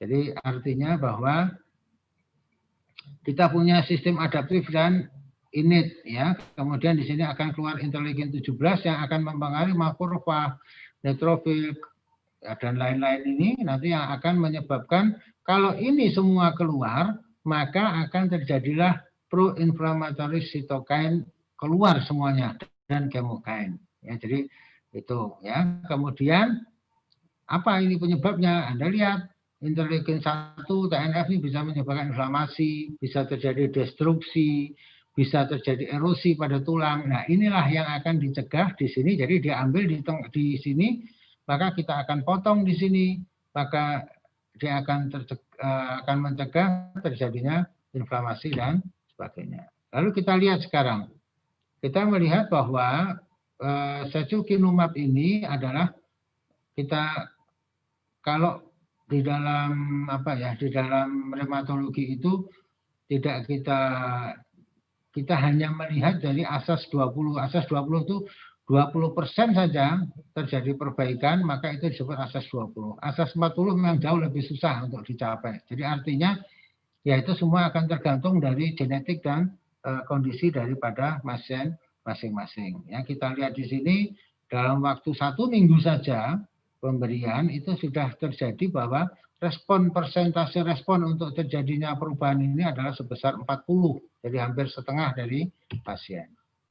Nah, ini adalah pasien yang naif, artinya pasien yang sejak awal mendapatkan, jadi tadi berdasarkan grafik tadi, kan memang ada yang mendapatkan anti-TNF alpha dulu, baru kita rubah, atau dengan sebaliknya. Maka ini adalah ketika pertama kali menggunakan, angkanya hampir sama ya, memang lebih kuat sedikit, sekitar 41-42%, namun yang lain-lain akan sama. Nah, lalu kita lihat di sini, total spinal pain-nya. Spinalnya nyeri pada spinal itu akan berkurang. Ini kita lihat nih percobaannya. Kalau placebo ya masih di sini aja nih nyerinya. Ya turun tapi masih lebih turun kalau kita menggunakan ini. Ya. Oke, ini hampir sama. Saya kira patient improve patient assess nocturnal pain. Jadi nyeri yang pada malam hari. Ya, kita lihat di sini grafiknya turun dengan ini. Artinya dalam waktu 4 minggu, dalam waktu 1 bulan, maka dia terbangun malam karena nyeri akan menurun. Memang kalau sudah sampai di sini, kelihatannya masih tidak terlalu banyak penurunan. Nah, kita lihat sekarang morning stiffness-nya. Ya, morning stiffness-nya itu kita lihat kalau kita di sini sama dengan nocturnal pain-nya, itu ada yang dalam waktu 1-2 minggu pertama saja nyeri atau kaku pada pagi harinya itu akan turun sebesar 40%. Ya, jadi artinya ya bisa dibayangkan dengan mereka yang sudah berlama-lama untuk ini, maka akan terjadi bahwa penurunannya sebesar 40%. Sementara yang tidak itu ya dia menurun hanya 17% saja, atau bahkan pertama 20 lalu bisa berkurang lalu bisa menambah lagi. Ini adalah juga akan otomatis kalau nyerinya sudah berkurang, kemudian morning stiffness juga berkurang, pasti akan berpengaruh dengan aktivitas sehari-hari. Ya, ini terhadap basminya ya pada tulang belakangnya. Kita lihat di sini memang lebih superior dibandingkan dengan placebo. Nah, ini kita lihat sekarang yang dilihat apa di sini? Yang dilihat bahwa 80% pasien itu dia tidak akan terjadi pemberatan radiografi. Jadi kita lihat di sini nih, nah ini mulai ada, tapi ini 0, tidak ada sama sekali. Nah, baru setelah di atas 20%-nya memang masih mengalami perubahan pada radiografinya. Kemudian di sini adalah bagaimana setelah 5 tahun ya remisinya, parsial remisinya dia akan terjadi stabil ya. Jadi dia akan grafiknya stabil, tidak terus langsung menurun. Artinya terjadi remisi yang ini. Sekarang kita bahas mengenai safety-nya. Ya, kita lihat safety-nya paling ditakutkan atau most common adverse event adalah nasopharyngitis, headache, diare, upper respiratory tract infection. Sementara yang ya kita sedikit tapi kita menjadi perhatian adalah Crohn's disease, colitis ulceratif, kemudian MACE, keganasan dan adanya uveitis. Ya, sama ini most common. Kita melihat ya, artinya yang paling sering adalah memang serious infection karena memang kita bermain di imunosupresan. Ya, sekarang secara kesimpulannya adalah secukinumab adalah memberikan efficacy across multiple domain of ankylosing spondylitis. Jadi artinya baik itu dari sisi klinis, baik dari sisi fungsi maupun dari sisi marker inflamatori sepanjang 5 tahun. Jadi artinya ini mengapa ini saya sampaikan, ini menunjukkan bahwa apabila teman sejawat lebih cepat untuk mengirimnya, pasti kita ini pun akan terjadi. Kalau tadi responnya itu hanya 20%, mudah-mudahan responnya bisa lebih tinggi. Kemudian efikasi, ya, cuma permasalahannya secukinumab ini adalah domainnya adalah pada subspesialis ini, karena memang efek sampingnya juga jauh lebih banyak. Jadi atau precautionnya juga harus lebih banyak lagi. Saya kira itu mungkin yang bisa saya sampaikan. Terima kasih atas perhatiannya. Saya kembalikan lagi kepada moderator. Terima kasih Dok atas ilmu dan sharingnya yang luar biasa. Secukinumab itu agak sulit saya nyebutin juga.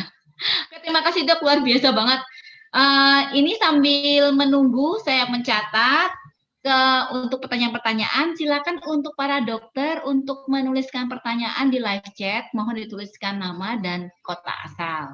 Dan pertanyaan ditujukan kepada siapa, atau kita tanya dua-duanya juga nggak apa-apa. Jadi sambil menunggu, mari kita persilakan untuk PT Novartis Indonesia untuk memberikan informasi. Silakan. Oke, kita sudah mencatat beberapa pertanyaan yang sudah mulai banyak. Kita mulai diskusi aja untuk sesi tanya jawab hari ini. Nanti setelah itu baru saya kasih kesimpulan. Ya, minta tolong untuk Dr. Pinson dan Dr. Dedi untuk meng-on-kan suaranya juga nggak apa-apa. Oke. Oke ya, sudah. Oke. Pertanyaannya sudah mulai banyak nih, Dok. Mau yang gampang apa yang susah, Dokter? Yang susah. Wow, yang susah luar biasa. Kalau Dokter Dedi selalu minta yang susah. Oke, tapi ini untuk Dokter Pinson dulu ya, Dok. Gantian, nanti nggak Mary katanya. Oke. Dokter Pinson juga nggak apa-apa. Dokter Pinson, jangan semuanya nanti fee-nya susah dibagi-bagi. Ini kalau saya nggak bisa, baru saya konsul Dokter Dedi. Ini luar biasa nih, mumpung konsul gratis ya Dok. Konsul gratis, iya. Oke, untuk Dokter Pinson dari Dokter Arsiana Leman, ini pare-pare. Dok, apa perbedaan pare-pare jauh banget nih? Apa perbedaan antara sodium dan potasium diklofenat? Untuk pasien apa saja yang bisa diberikan potasium atau sodium diklofenat? Silakan. Ini dari pare-pare ini dari tadi ngomongin makanan terus loh kayaknya. Salah ya. Silakan. Iya, terima kasih Dr. Teresia. Dokter, terima kasih atas pertanyaannya. Jadi itu adalah garam pembawanya. Jadi itu salah pertanyaan yang sering kali diajukan.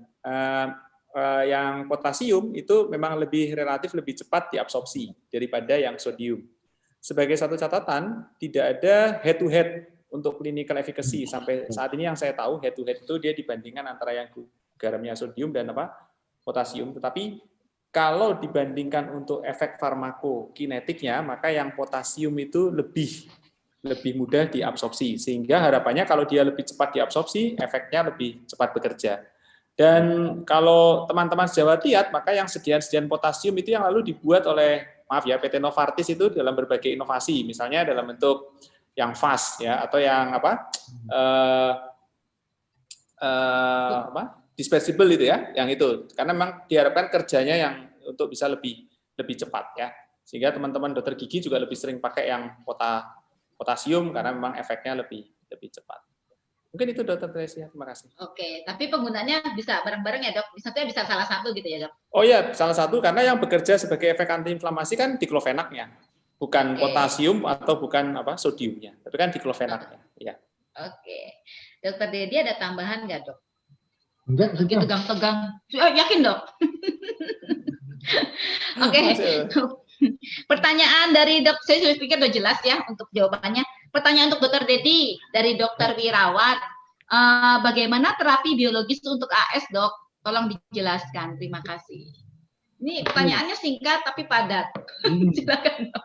Ya, jadi kalau kita biologik untuk biologik untuk spondylosis ankylosa itu memang kita bisa menggunakan dua agent. Jadi kita pakai anti TNF-alpha atau di dalam guideline-nya itu bisa kita menggunakan anti TNF-alpha atau kita menggunakan anti interleukin 17. Nah, jadi artinya tentu dalam hal ini kita harus melihat bahwa kita menggunakan suatu agen biologik yang bisa menurunkan sistem imun. Kita harus melihat apakah memang, artinya begini, bahwa ada satu kelemahan daripada anti TNF ini, artinya dia bisa mereaktivasi adanya tuberkulosis. Padahal tuberkulosis ini masih menjadi masalah, ya kan? Jadi artinya kalau memang kita tidak memungkinkan masuk, jadi artinya dari slide yang saya tampilkan tadi, bisa saja dia, katakanlah dia menggunakan anti TNF-alpha dulu. Ketika sudah terjadi TB dan sebagainya, baru dia masuk ke interleukin 17. Atau kita masuk langsung kepada interleukin 17. Saya kira itu mungkin jawaban saya, Dok. Ini pertanyaan lanjutannya, Dok. Mumpung di pertanyaan Dr. Wirawan lagi. Ya. Sudah ada tersedia di Indonesia ya, Dok ya? Kalau untuk anti TNF-nya, anti interleukin 17-nya sudah tersedia. Ya, jadi yang kebetulan. Ditanya, Dok. Hah? Ya, ditanya jadi, lagi berapa, Dok? Harganya. Harganya, Dok. Ini benar ditanyakan, makanya saya iya. Jadi saya kasih range aja ya, nggak enak nanti kalau anak. Jadi range sekitar satu kali pemberian itu untuk dosis yang 150 itu berkisar antara untuk harga obatnya itu, karena begini, karena pemberiannya itu harus kita berikan tiap minggu 5 kali, baru setelah itu per bulan. Sementara untuk anti TNF kita harus berikan tiap minggu. Jadi sekitar 3,5 sampai 4 jutaan itu obatnya, ya. Tetapi dari spektrum klinis yang kita dapatkan, pasien-pasien itu betul-betul terbantu. Cuma kalau pasien sudah datang dalam kondisi tulang belakangnya yang sudah membungkuk ke depan, itu ya kita nggak bisa jamin bahwa dengan obat ini nanti dia bisa lurus lagi. Nah, itu harus dengan terapi bedah. Hanya permasalahannya teman-teman di bedah itu kalau sudah ketemu yang namanya rheumatic arthritis, ketemu jadi artinya tentu penyembuhan daripada tulangnya itu pasti juga akan lebih tidak baik dibandingkan dengan mereka yang normal. Jadi gitu biasanya yang saya alami. Jadi begitu udah ini semuanya katakanlah pasien artritis reumatik terlambat, tangannya udah kemana-mana keriting gitu, mereka tahu bahwa ini adalah artritis reumatoid, ya memang indikasinya hanya satu, mungkin karena katakanlah kalau dia pekerjaannya itu dan harus diperbaiki, ya kita bisa ini. Tapi nanti tentunya penyembuhan dan sebagainya akan menjadi isu yang berikutnya. Saya kira itu jawaban saya. Oke, siap, Dok. Dokter Pinson ada tambahan, Dok? Nggak udah cukup jelas ya kayaknya. Sangat detail, sangat jelas. Oke, terima kasih, Dok, atas jawabannya, luar biasa nih.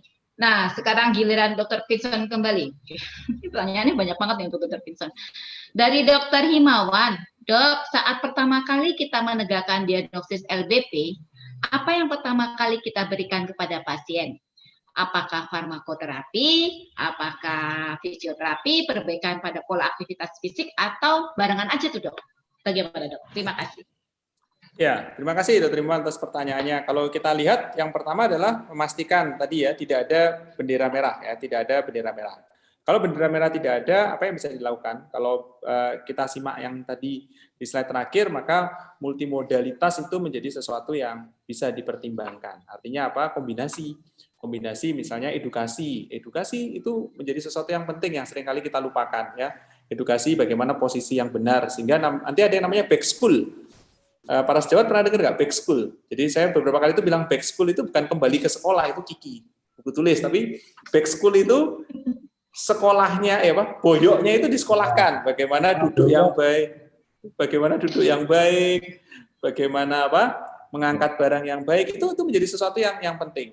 Lalu jangan pernah lupakan juga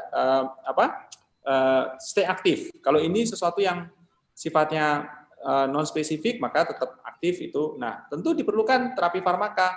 Nah, kalau diperlukan terapi farmaka apakah hanya satu agent atau mau tadi multimodal analgesia itu tentu tergantung dari assessment pain-nya. Ada komponen neuropatik nggak di sana?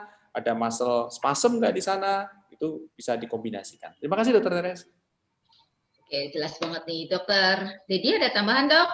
Ya, mungkin seperti Dokter Putra sampaikan tadi, yang penting adalah multimodal dan multidisiplin gitu loh. Jadi artinya jangan ini terus nanti kalau sudah ini nanti melupakan ini harus dikonsulkan kemana itu tetap harus ya Dok. Saya kira itu yang poinnya. Jadi artinya cuma pengen saya sampaikan aja kalau boleh, wong satu NSAID itu apa namanya efek sampingnya udah banyak, jadi kalau bisa teman sejawat pakailah satu, ya, pakai satu saja, satu aja udah kayak gitu. Kalau memang katakanlah artinya satu dalam jangka waktu yang tertentu saja, katakanlah 1 bulan atau 2 bulan. Nanti kalau nggak bisa ya kita cari modalitas yang lain. Apa perlu dia seperti tadi Dokter Pinsan katakan stay aktif, kemudian ini perlu kita perjelas lagi apakah kita masuk ke non farmakologi ya gitu ya Dok ya. Jadi artinya itu harus kita revise lagi. Jadi jangan satu nggak mempan tambahkan 2 tambahkan ini nanti jatuhnya adalah hematemesis melena itu ya. Jadi artinya satu pasien tidak dikehendaki ini tapi akan menjadi. Kemudian yang kedua ya harus hati-hati pada pasien-pasien dengan geriatri dan juga pada impairment pada ginjal. Jadi kalau sudah ada impairment pada ginjal ya anulah kita pakai yang wise ya. Jadi artinya mau analgesik. Sebetulnya obat analgesik itu punya antiinflamasi juga, tapi mungkin tidak akan sebanyak efek antiinflamasinya pada obat yang betul-betul di NSAID. Saya kira itu. Oke, terima kasih Dok tambahannya. Nih, sekarang gini pertanyaannya dari Dr. Ahmad Rodri Bekasi. Dok, bagaimana membedakan ankylosing spondylitis dengan artritis psoriatik serta TB spondylosis secara klinis dan radiologis? Ya. Ini berarti untuk Dokter Dedi nih. Ya, Dokter Benson juga nanti tambahin. Ya, silakan. Ya. Jadi begini, kalau pada awalnya kalau kita melihat pasien itu, artinya kalau kita melihat TB ya, kalau TB kan pasti harus kita pastikan masih ada call abscess-nya dulu. Kemudian kita cari dulu apakah dia ada riwayat kontak. Jadi artinya kita memandang dari mana dulu. Kalau dia masuknya udah, katakanlah nih, kita membahas pasien TB. Datang, dia TB-nya paru. Tiba-tiba kok nyeri pada pinggang. Ya mungkin pertama kali kita bisa saja melihat, jangan-jangan ini adalah perpanjangan daripada tuberkulosisnya. Nah, lalu kita lihat lagi. Kalau nanti udah dikasih obat, TB-nya kita lihat lagi kok masih belum sembuh, maka kita kembali kepada Dokter Pinson. Kita melihat lagi ada red flag enggak. Kalau ada red flag, berarti ada tata laksana tertentu. Kalau tidak, maka kita lihat lagi. Kalau seandainya dia dalam waktu 3 bulan terus-menerus, ada tambahan nyeri pada bokong, kemudian morning stiffness-nya muncul, nah itu kita akan coba melihat apakah ini jangan-jangan adalah suatu ankylosing spondylitis. Nah, untuk sampai psoriatic arthritis ini saya mau cerita dulu. Jadi ada teman-teman sejawat yang sudah, jadi ada pasien yang sudah konsul ke DV ya, teman-teman DV sudah dapat, memang ada psoriatik, sudah psoriatik. Awal-awal, jadi ada 3 nih arthritis psoriatik itu. Ada yang arthritisnya itu mendahului daripada psoriatiknya, ada yang bersamaan atau ada yang dia psoriatisnya dulu baru nanti muncul. Kalau yang psoriatisnya dulu begitu dia nyeri kita akan mudah mendiagnosa bahwa kita lihat lagi oh ya memang ada keterlibatan perifer bukan sentral ya. Jadi kadang-kadang juga ada yang keterlibatannya pada sentral tapi tidak banyak. Tapi secara dia mesti ada di perifer keterlibatannya. Jadi kalau katakanlah nyerinya itu di jari, di kaki. Nah, kemudian kalau sudah masuk ke sentral, nah itu yang kita harus berpikir lagi, apakah itu mengarahnya adalah suatu ankylosing spondylitis atau adalah suatu psoriatic arthritis yang memang ada, memang pada saat itu ada efek pada aksialnya. Tapi secara garis besar, apa yang sudah saya sampaikan di dalam slide tadi, maka akan dibagi menjadi dua. Dua itu kan pembagian secara teoritis ya. Tapi pasien ini kadang-kadang nggak ada yang ini ada, terus gimana ya? Sudah kita lihat kalau memang ini maka yang paling berat adalah mereka yang di aksial. Jadi maka kita harus segera menentukan ini. Jadi artinya kalau secara teoritis ya kita namanya diferensial diagnosis tentunya kita akan melihat kondisi apa saat itu. Kalau sekarang pasien TB kemudian gini ternyata dia ada nyeri-nyeri begini pada aksial ini begini ya kita mesti pertama kali di dalam benak kita tentu akan berpikir apakah merupakan smolitis TB dulu. Kalau itu nggak terbukti, oke lah kita cari yang lain. Begitu. Jadi artinya kalau artinya cara berpikir kita bukan kalau TB itu harus begini, kalau ini begini, kalau ini begini. Ya nggak begitu. Artinya kita lihat perjalanan dari pasiennya. Saya kira itu mungkin jawaban saya. Oke, terima kasih dok. Dokter Pinson ada pengalaman dok? Enggak, Dokter Dedi tadi sudah menyampaikan dengan sedemikian detail ya. Jadi memang benar yang disampaikan beliau kan tidak ada satu resep masakan untuk semua pasien ya. Kan tidak ada ya. Jadi pasien itu datang dengan keluhan apa, ya berarti kita yang mengeksplorasi. Jadi mungkin itu. Ya, terima kasih. Oke, terima kasih dok. Kayaknya dokter juga lapar ya dok. Tadi ngomongin masakan, ya segala macam. Oke, terima kasih banget jawabannya luar biasa banget. Balik lagi nih ke Dokter Pinson. Dokter Pinson dari Dokter Florencia Iren Mahmud. Selamat sore dokter. Jika antikonvulsan seperti gabapentin dan pregabalin tidak tersedia di FKTP, diganti dengan apakah bisa diganti dengan antikonvulsan lain seperti diazepam dok? Bagaimana dok? Terima kasih. Ya, terima kasih Dr. Teres atas pertanyaannya. Mungkin yang dimaksud adalah obat adjuvan, obat analgetik adjuvan, kan? Analgetik adjuvan itu obat yang sebenarnya bukan analgetik, tetapi memiliki efek analgesia. Ada banyak. Misalnya kalau itu dokter merasakan bahwa pasien itu ada muscle spasm yang hebat, maka ada tempatnya untuk benzodiazepin. Ya.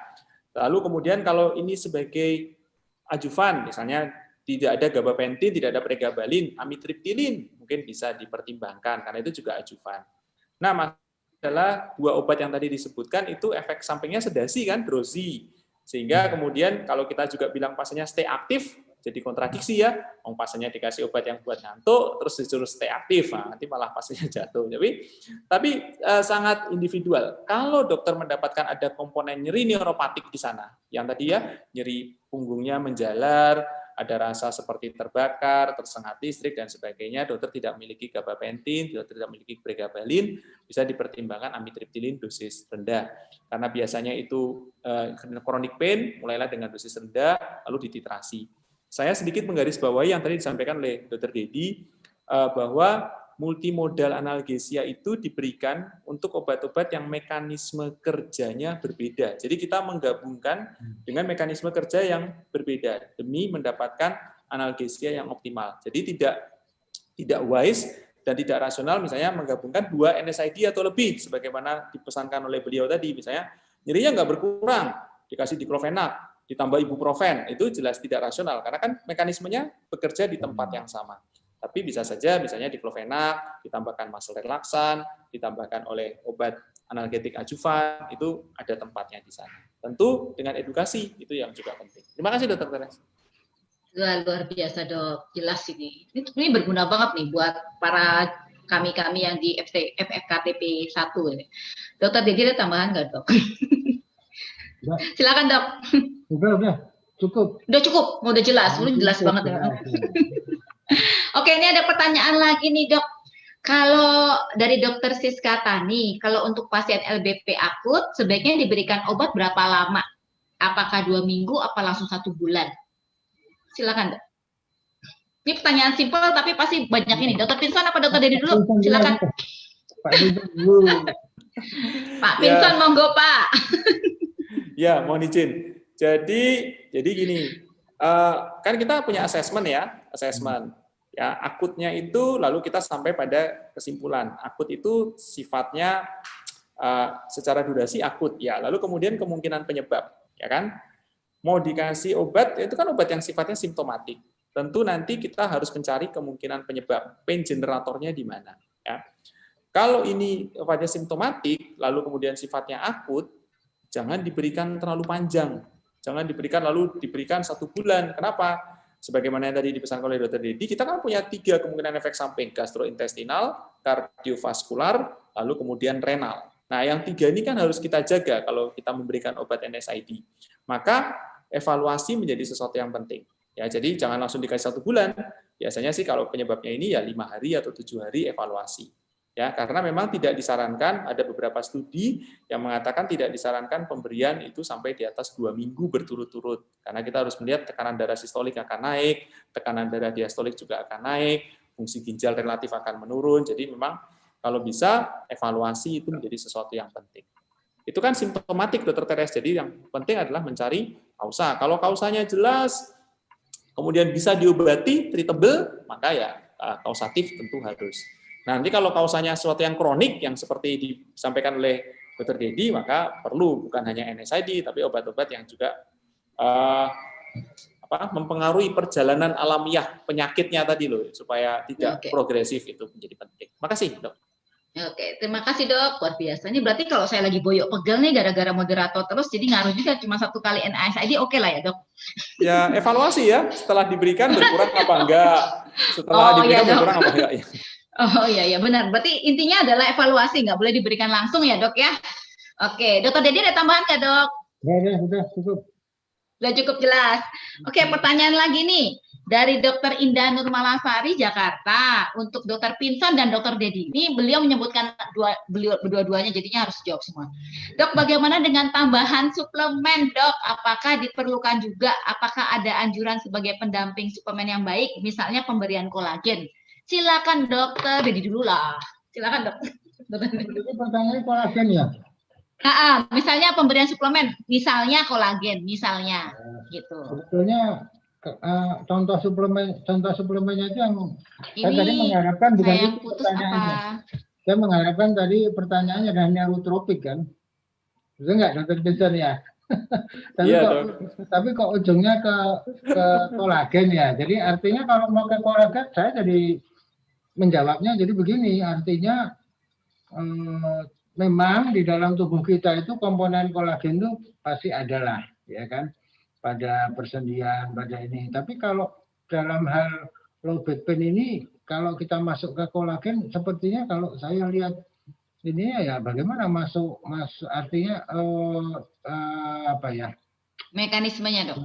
Biological plausibility-nya jadi nggak ada. Jadi artinya gimana sih kok orang nyeri dikasih kolagen apa segala itu. Tapi kalau tadi pertanyaannya neurotropik kan itu neurotropik kan berarti vitamin-vitamin untuk persarapan pada keadaan-keadaan tertentu yang nanti mungkin Dr. Pinson bisa menjelaskan lebih lanjut lagi. Tapi yang jelas kalau yang dicontohkan suplemennya itu ya mestinya nggak masuk dong karena memang kita melihat kalau saya membahas dari sisi ankylosing spondilitis itu terjadi karena apa? Terjadi karena penyatuan daripada ujung kedua vertebrae ke atasnya, jadi kaku dia. Nah, itu mau dikasih kolagen gimana caranya kan? Artinya memang kita tidak bisa memberikan, kecuali pada kondisi-kondisi tertentu seperti umpamanya penggantian tulang rawan dan sebagainya itu mungkin masih bisa dipikirkan ini. Tapi kalau saya kok melihatnya tulang rawannya juga hanya pada persendian yang di belakang ya. Saya kira itu mungkin jawabannya ya. Siap Dok. Nah, kalau misalnya ini anjuran pendamping suplemen apa yang kira-kira bisa diberikan? Kalau suplemen ya melihat kan kalau memang ada nyeri saraf mungkin bisa ya diberikan neurotropik. Tapi kalau nggak ada untuk apa gitu loh. Jadi artinya maaf ya mungkin kita sudah mulai harus meninggalkan mindset. Nah, kalau memang vitamin kalau perlu is okay. Tapi kalau nggak perlu ya janganlah. Meskipun sekarang harganya pun bisa terjangkau dan sebagainya, tapi kan apa maksudnya gitu loh. Artinya intinya kemana? Memang kita semua tahu nih vitamin C bisa memperbaiki tapi dalam kondisi katakanlah ankylosing yang sudah terjadi kelainan di tulang dan sebagainya itu seberapa sih yang harus kita berikan, kan itu nanti pertanyaannya jadi sampai ke situ, berapa gram yang harus kita berikan kan. Kalau untuk maintenance saja mungkin 1 jeruk gitu kan bisa. Saya kira gitu ya. Dr. Pinson, monggo. Silakan Dr. Pinson, tambahannya dok. Ya, mohon izin. Jadi karena saya neurolog gitu ya, jadi yang saya tahu suplemen yang bermanfaat itu ya neurotropik, jadi yang seperti disampaikan oleh Dr. Dedi. Kalau para sejawat, para senior punya waktu, coba googling yang namanya Dolor Study, DOLOR, Dolor Study. Jadi Dolor Study itu membandingkan diclofenac plus neurotropik dibanding diclofenac alone. Dan hasilnya untuk yang khusus low back pain, itu ternyata kombinasi dengan yang vitamin B1, B6, B12 hasilnya lebih baik daripada yang diclofenac saja. Jadi kalau sepanjang yang saya tahu, kalau secara evidence yang ada bukti ilmiahnya itu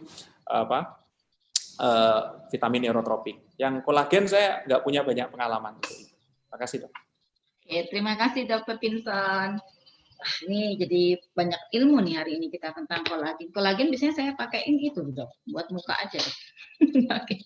Oke, lanjut lagi ke pertanyaan dari Dr. Rida dari Medan. Apa pertimbangan kita menggunakan oral dan injeksi pada kasus low back pain akut, Dok? Dari Dr. Pinson dulu, monggo, Dok. Oh, saya dulu. Oh ya, maaf. Ya, terima kasih. Jadi begini, pemilihan terapi itu akan sangat tergantung onset, intensitas, lalu kemudian tipe. Ya, kalau ini jelas akut, maka kapan kita pilih injeksi? Berarti kan kita butuh sesuatu yang onsetnya cepat ya. Kalau injeksi dibanding oral kan injeksi harapannya lebih cepat. Lalu kemudian kita berharap dia kadar dalam plasma itu cepat naik, sehingga kita berharapkan dia punya efek kerja yang cepat dan lebih poten daripada yang oral. Sehingga sangat tergantung kalau dokter ini di setting di mana dokter membutuhkan itu cepat, ya, kemudian pasien dengan nyeri dengan intensitas sedang sampai berat, maka injeksi menjadi salah satu pilihan. Tapi kalau dokter nanti datang pasien ini sudah kronik, kemudian intensitasnya mungkin ringan sedang, mungkin ya tidak perlu diinjeksi, kecuali memang pasiennya minta demi alasan mantep, ya, kalau di Jawa itu katanya mantep nek disuntik, itu preferensi pasien. Tapi kalau secara ini jawabannya itu tergantung dari intensitas yang terutama. Terima kasih, Dokter. Oke, terima kasih. Dokter Dedi, ada tambahan nggak, Dok? Mungkin pengalaman Dokter Dedi di klinis? Nggak, Dok? Yakin, Dok? Nggak ada. Sorry. Oke, ada pertanyaan lagi berikutnya dari Dokter Bayu Adi. Ini mungkin masih bisa sekitar 3 pertanyaan lagi, tergantung jawabannya deh, panjang apa lebar kan. Yang berikutnya untuk edukasi pasien LBP di rumah nih, Dok, apa yang harus kita lakukan? Apa yang harus kita anjurkan? Kegiatan apa yang perlu dibatasi? Terus terapi dengan thermal, apakah ada tempatnya di situ, Dok? Dokter Dedi, Dok, silakan, Dok. Ya, oke. Jadi kalau memang tadi seperti Dr. Pinson sudah menulis itu di makalahnya, bahwa memang ada cara-cara yang benar untuk mengangkat barang yang dari lantai ke atas dan sebagainya. Jadi saya kira mungkin tadi programnya ya harus kita kerjasama dengan fisioterapi nanti akan diajarkan bagaimana cara relaksasi kalau memang terjadi masalah spasm pada tulang belakangnya itu apa harus dilakukan, olahraganya seperti apa untuk ini saya kira ada seperti itu juga. Oke, saya kira itu mungkin Dr. Pinson, monggo. Monggo, Dok. Ya, jadi yang sampai disampaikan Dr. Dedi tadi, Bapak Ibu nanti kalau di googling silakan cari back school ya, back school untuk low back pain. Jadi back school itu bukan kembali ke sekolah tapi boyoknya disekolahkan gitu loh, Pak. Misalnya kalau yang paling simpel aja, kalau ngangkat barang itu selalu dekat dengan sumbu tubuh. Misalnya, jangan membungkuk, tapi karena itu memberikan beban, terutama pada L4, L5, S1. Makanya kan yang paling sering cedera di situ. Tapi kalau bisa dekat dengan sumbu tubuh, jadi barangnya itu digendong, gitu. Lalu berjongkok dulu, baru mengangkat, jangan membungkuk. Seperti itulah tapi saya pikir silakan dicari. Kalau saya boleh sedikit berbagi pengalaman, saya download, kemudian daripada terangkan satu-satu kan, saya print, saya fotokopi, jadi setiap kali ada pasien low back pain, tolong yang ini yang boleh dan yang tidak. Itu selalu ada gitu, yang dicentang begini dan yang disilang. Jadi yang boleh dan yang tidak. Kita kan nggak bisa bilang pasiennya, Bapak atau Ibu nggak boleh ngangkat barang, kan nggak bisa ya. Kalau nanti dia sendirian di rumah bagaimana? Tapi cara mengangkat barang yang benar, gitu ya. Cara tidur yang benar, cara berkendaraan yang benar, cara nyupir yang benar, anunya begitu. Makasih Dr. Teres. Cara duduk yang benar itu ini webinar dok, harusnya dibacakan. Jangan bungkuk. Jangan bungkuk, tegak ya dok. Itu juga kadang-kadang pengaruh di situ. Oke, terima kasih dok. Ini memang untuk informasi untuk para teman sejawat, mungkin karena memang kualitas kalau ingin melihat secara jelas tulisannya kecil-kecil itu bisa nanti teman-teman bisa dinaikkan untuk resolusinya. Mungkin selama ini pasti pakai yang rendah, di YouTube-nya bisa dinaikkan, nanti bisa ditonton ulang. Kalau misalnya berkenan, nanti kami akan membagi link untuk materi, untuk bisa dilihat dari semua webinar kami dari bulan Juni, kami sudah tersedia di sana. Ada beberapa yang ada, jadi jangan khawatir. Nanti kalau misalnya butuh penjelasan, nanti Dr. Pinson suruh jelasin lagi boleh, atau Dr. Dedi untuk ulang. Ya dok ya. Ini khawatir semua ini, khawatir karena ilmunya bagus tapi karena slide-nya kok kecil-kecil katanya gitu loh dok. Oke. Mungkin juga sama seperti saya juga nih. Oke. Pertanyaan lagi ya dok dari Dr. Florencia Iren Mahmud. Kalau pada kasus beberapa LBP ada penambahan obat-obat steroid seperti methylprednisolone. Sedangkan salah satu penyebab LBP adalah obat golongan steroid. Itu bagaimana ya dok? Apakah ada efeknya atau bagaimana? Silakan dok. Dokter Dedi dulu.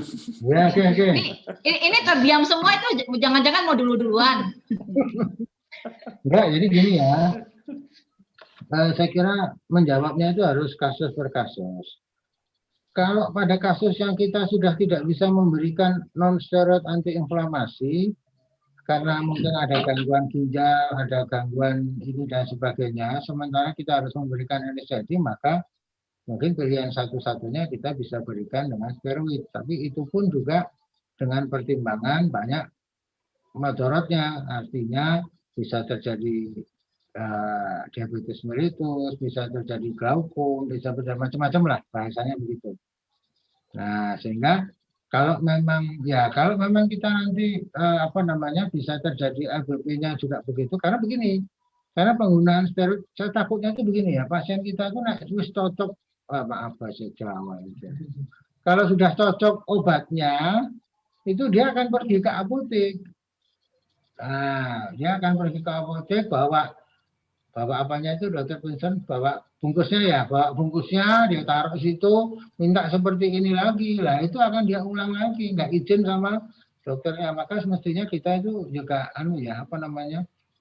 dalam hal ini, selama ini saya melihat bahwa ketika saya mengajar mahasiswa dan sebagainya itu, kita itu yang paling ditinggal itu adalah edukasi. Edukasi bahwa obat ini nanti akan menyebabkan lambungnya berdarah dan sebagainya, sehingga bukan menakuti pasien ya, tapi artinya dia harus menggunakan itu secara hati-hati, harus dengan izin. Ini kan enggak, ini ya kalau masalah tarif sih ya mestinya begitu, tapi dia melihatnya kan, wah kalau ini bisa saya beli lewat apotek kan nanti langsung bisa sembuh kan begitu. Ya, saya kira itu. Jadi artinya kita harus melihat kasus per kasus. Kalau memang udah ada seperti contohnya pada kasus di mana terjadi gagal ginjal, kita nggak bisa memberikan anestesi, kita membutuhkan antiinflamasi yang tepat ya.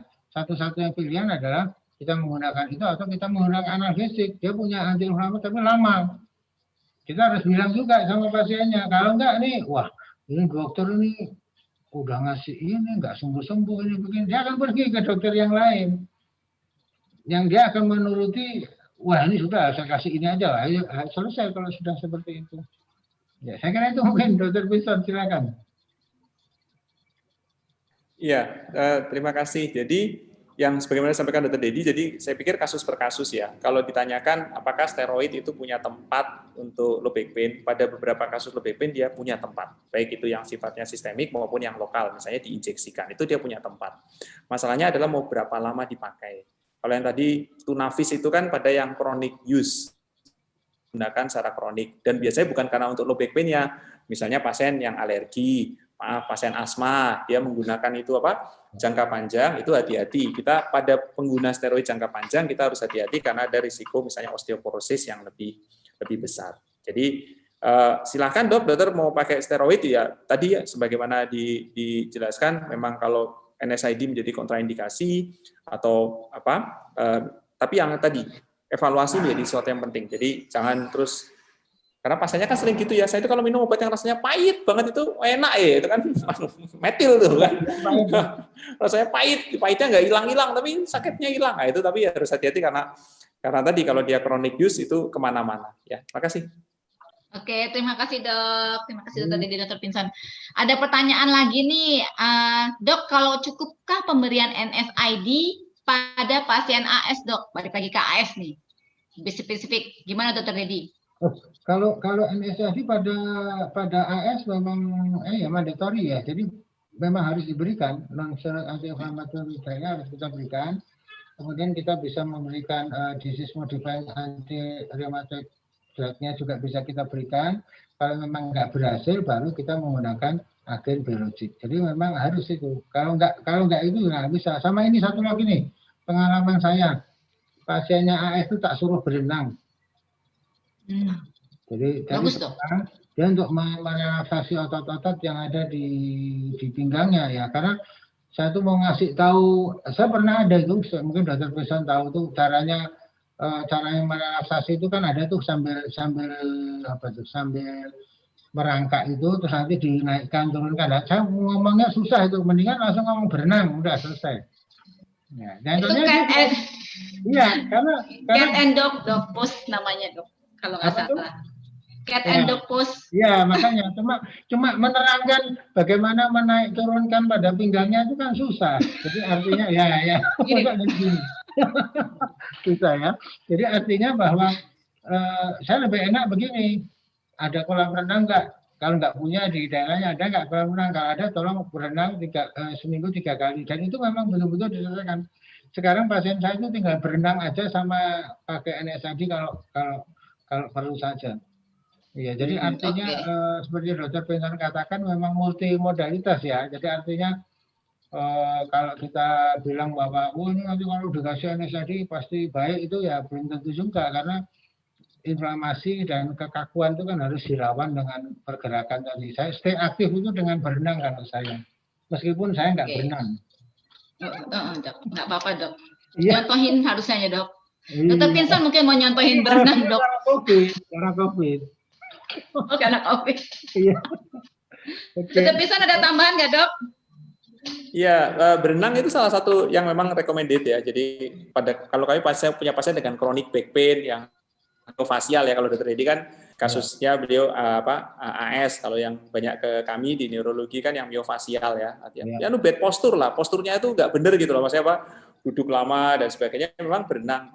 Tapi ya tadi yang sebagaimana sampaikan Dr. Dedi, kita harus bilang berenang ya, bukan berendam.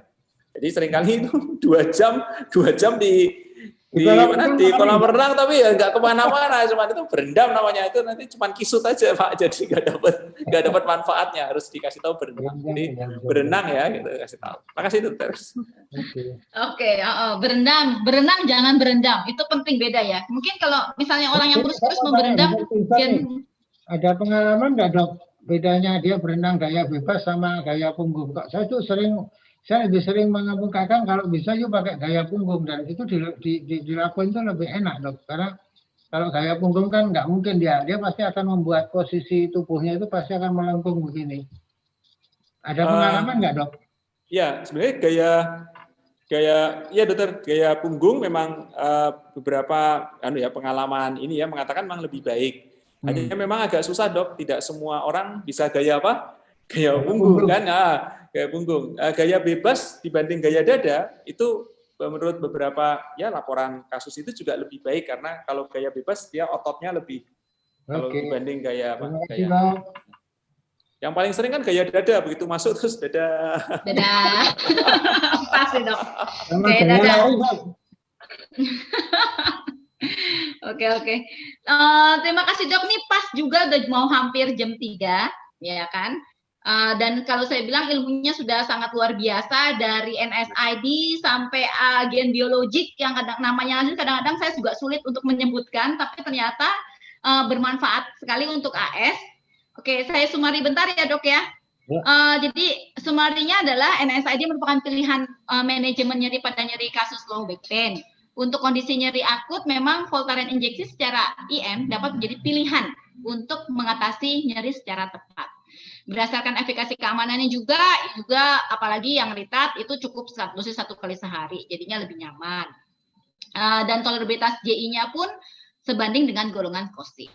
Ya, terus untuk perbedaan inflamasi back pain dan mechanical back pain adalah inflamasi back pain adalah usia pertama kali mengalami back pain kurang dari 60 tahun. Nyeri hebat bertahan lebih dari 3 bulan dan membaik saat bergerak. Nyeri hebat di tengah malam serta mengalami morning stiffness 30-40 menit. Jadi kalau sampai belum masak berarti masih nggak apa-apa katanya. Pasien dengan inflamasi back pain atau AS dapat menderita lebih dari 7 tahun tanpa diagnosis yang pasti dan sering terlambat. Makanya harus cepat-cepat ke dokter Dedi ini. NSAID merupakan lini pertama back pain AS, tapi jika terapi AS sudah lebih dari 2 dan 4 minggu tidak menunjukkan perbaikan, maka terapi menggunakan produk biologik merupakan suatu pilihan. Saya aja memang susah banget ya. Secukinumab merupakan produk biologik yang merupakan efikasi cepat dan bertahan lama pada semua spektrum AS, termasuk mengatasi tanda dan gejala, memperbaiki fungsi fisik dan mencegah kerusakan radiografik dengan profil keamanan yang konsisten dan tanpa muncul tanda resiko keamanan baru pada hasil penelitian 5 tahun. Oke, terima kasih banget untuk ilmunya yang luar biasa, Dr. Pinson, Dr. Dedi, kedua dokter kita ini sangat luar biasa, kedua dokter. Terinspirasi nih saya, S2 aja nggak lulus-lulus ya. Oke. Oke. Saya ingatkan kembali untuk para peserta, saya sudah menuliskan di live chat untuk link evaluasi, yaitu link evaluasi kita adalah bit.ly biasakan garis miring Eva ID Jogja tanggal hari ini 240920 Eva ID 240920. Kalau misalnya masih bingung kok cepet banget ngomongnya, nanti bisa ditonton lagi, saya nanti akan tulis di box komennya juga, jadi bisa lebih jelas. Atau silakan untuk DM Instagram. Kalau nggak bisa gimana dok, silakan email ke kami, email ke ID Kota itu juga nggak masalah, nanti akan dibahas. Oke. Jangan lupa subscribe channel YouTube kami dan jangan lupa like juga. Sertifikat akan kami kirim 7 hari kerja. Jadi bila dokter tidak menerima dalam 7 hari kerja, silakan hubungi kami. Oke, terima kasih semua atas antusias semua peserta, teman-teman sejawat pada hari ini. Mohon maaf sekali, banyak sekali godaan di awal-awal yang sulit untuk dihindari, termasuk mati lampu. Akhir kata, saya Dr. Teresia Handayani, segenap tim ID Kota Yogyakarta, tim Novartis Indonesia, mohon undur diri, dan akan ada beberapa webinar di bulan Oktober. Kami akan umumkan. Terima kasih untuk yang luar biasa untuk Dr. Dedi, Dr. Pinson, luar biasa banget. Ilmunya sangat luar biasa. Terima kasih, salam sehat. Semoga badai ini cepat berlalu. From Jogja with love. Assalamualaikum warahmatullahi wabarakatuh.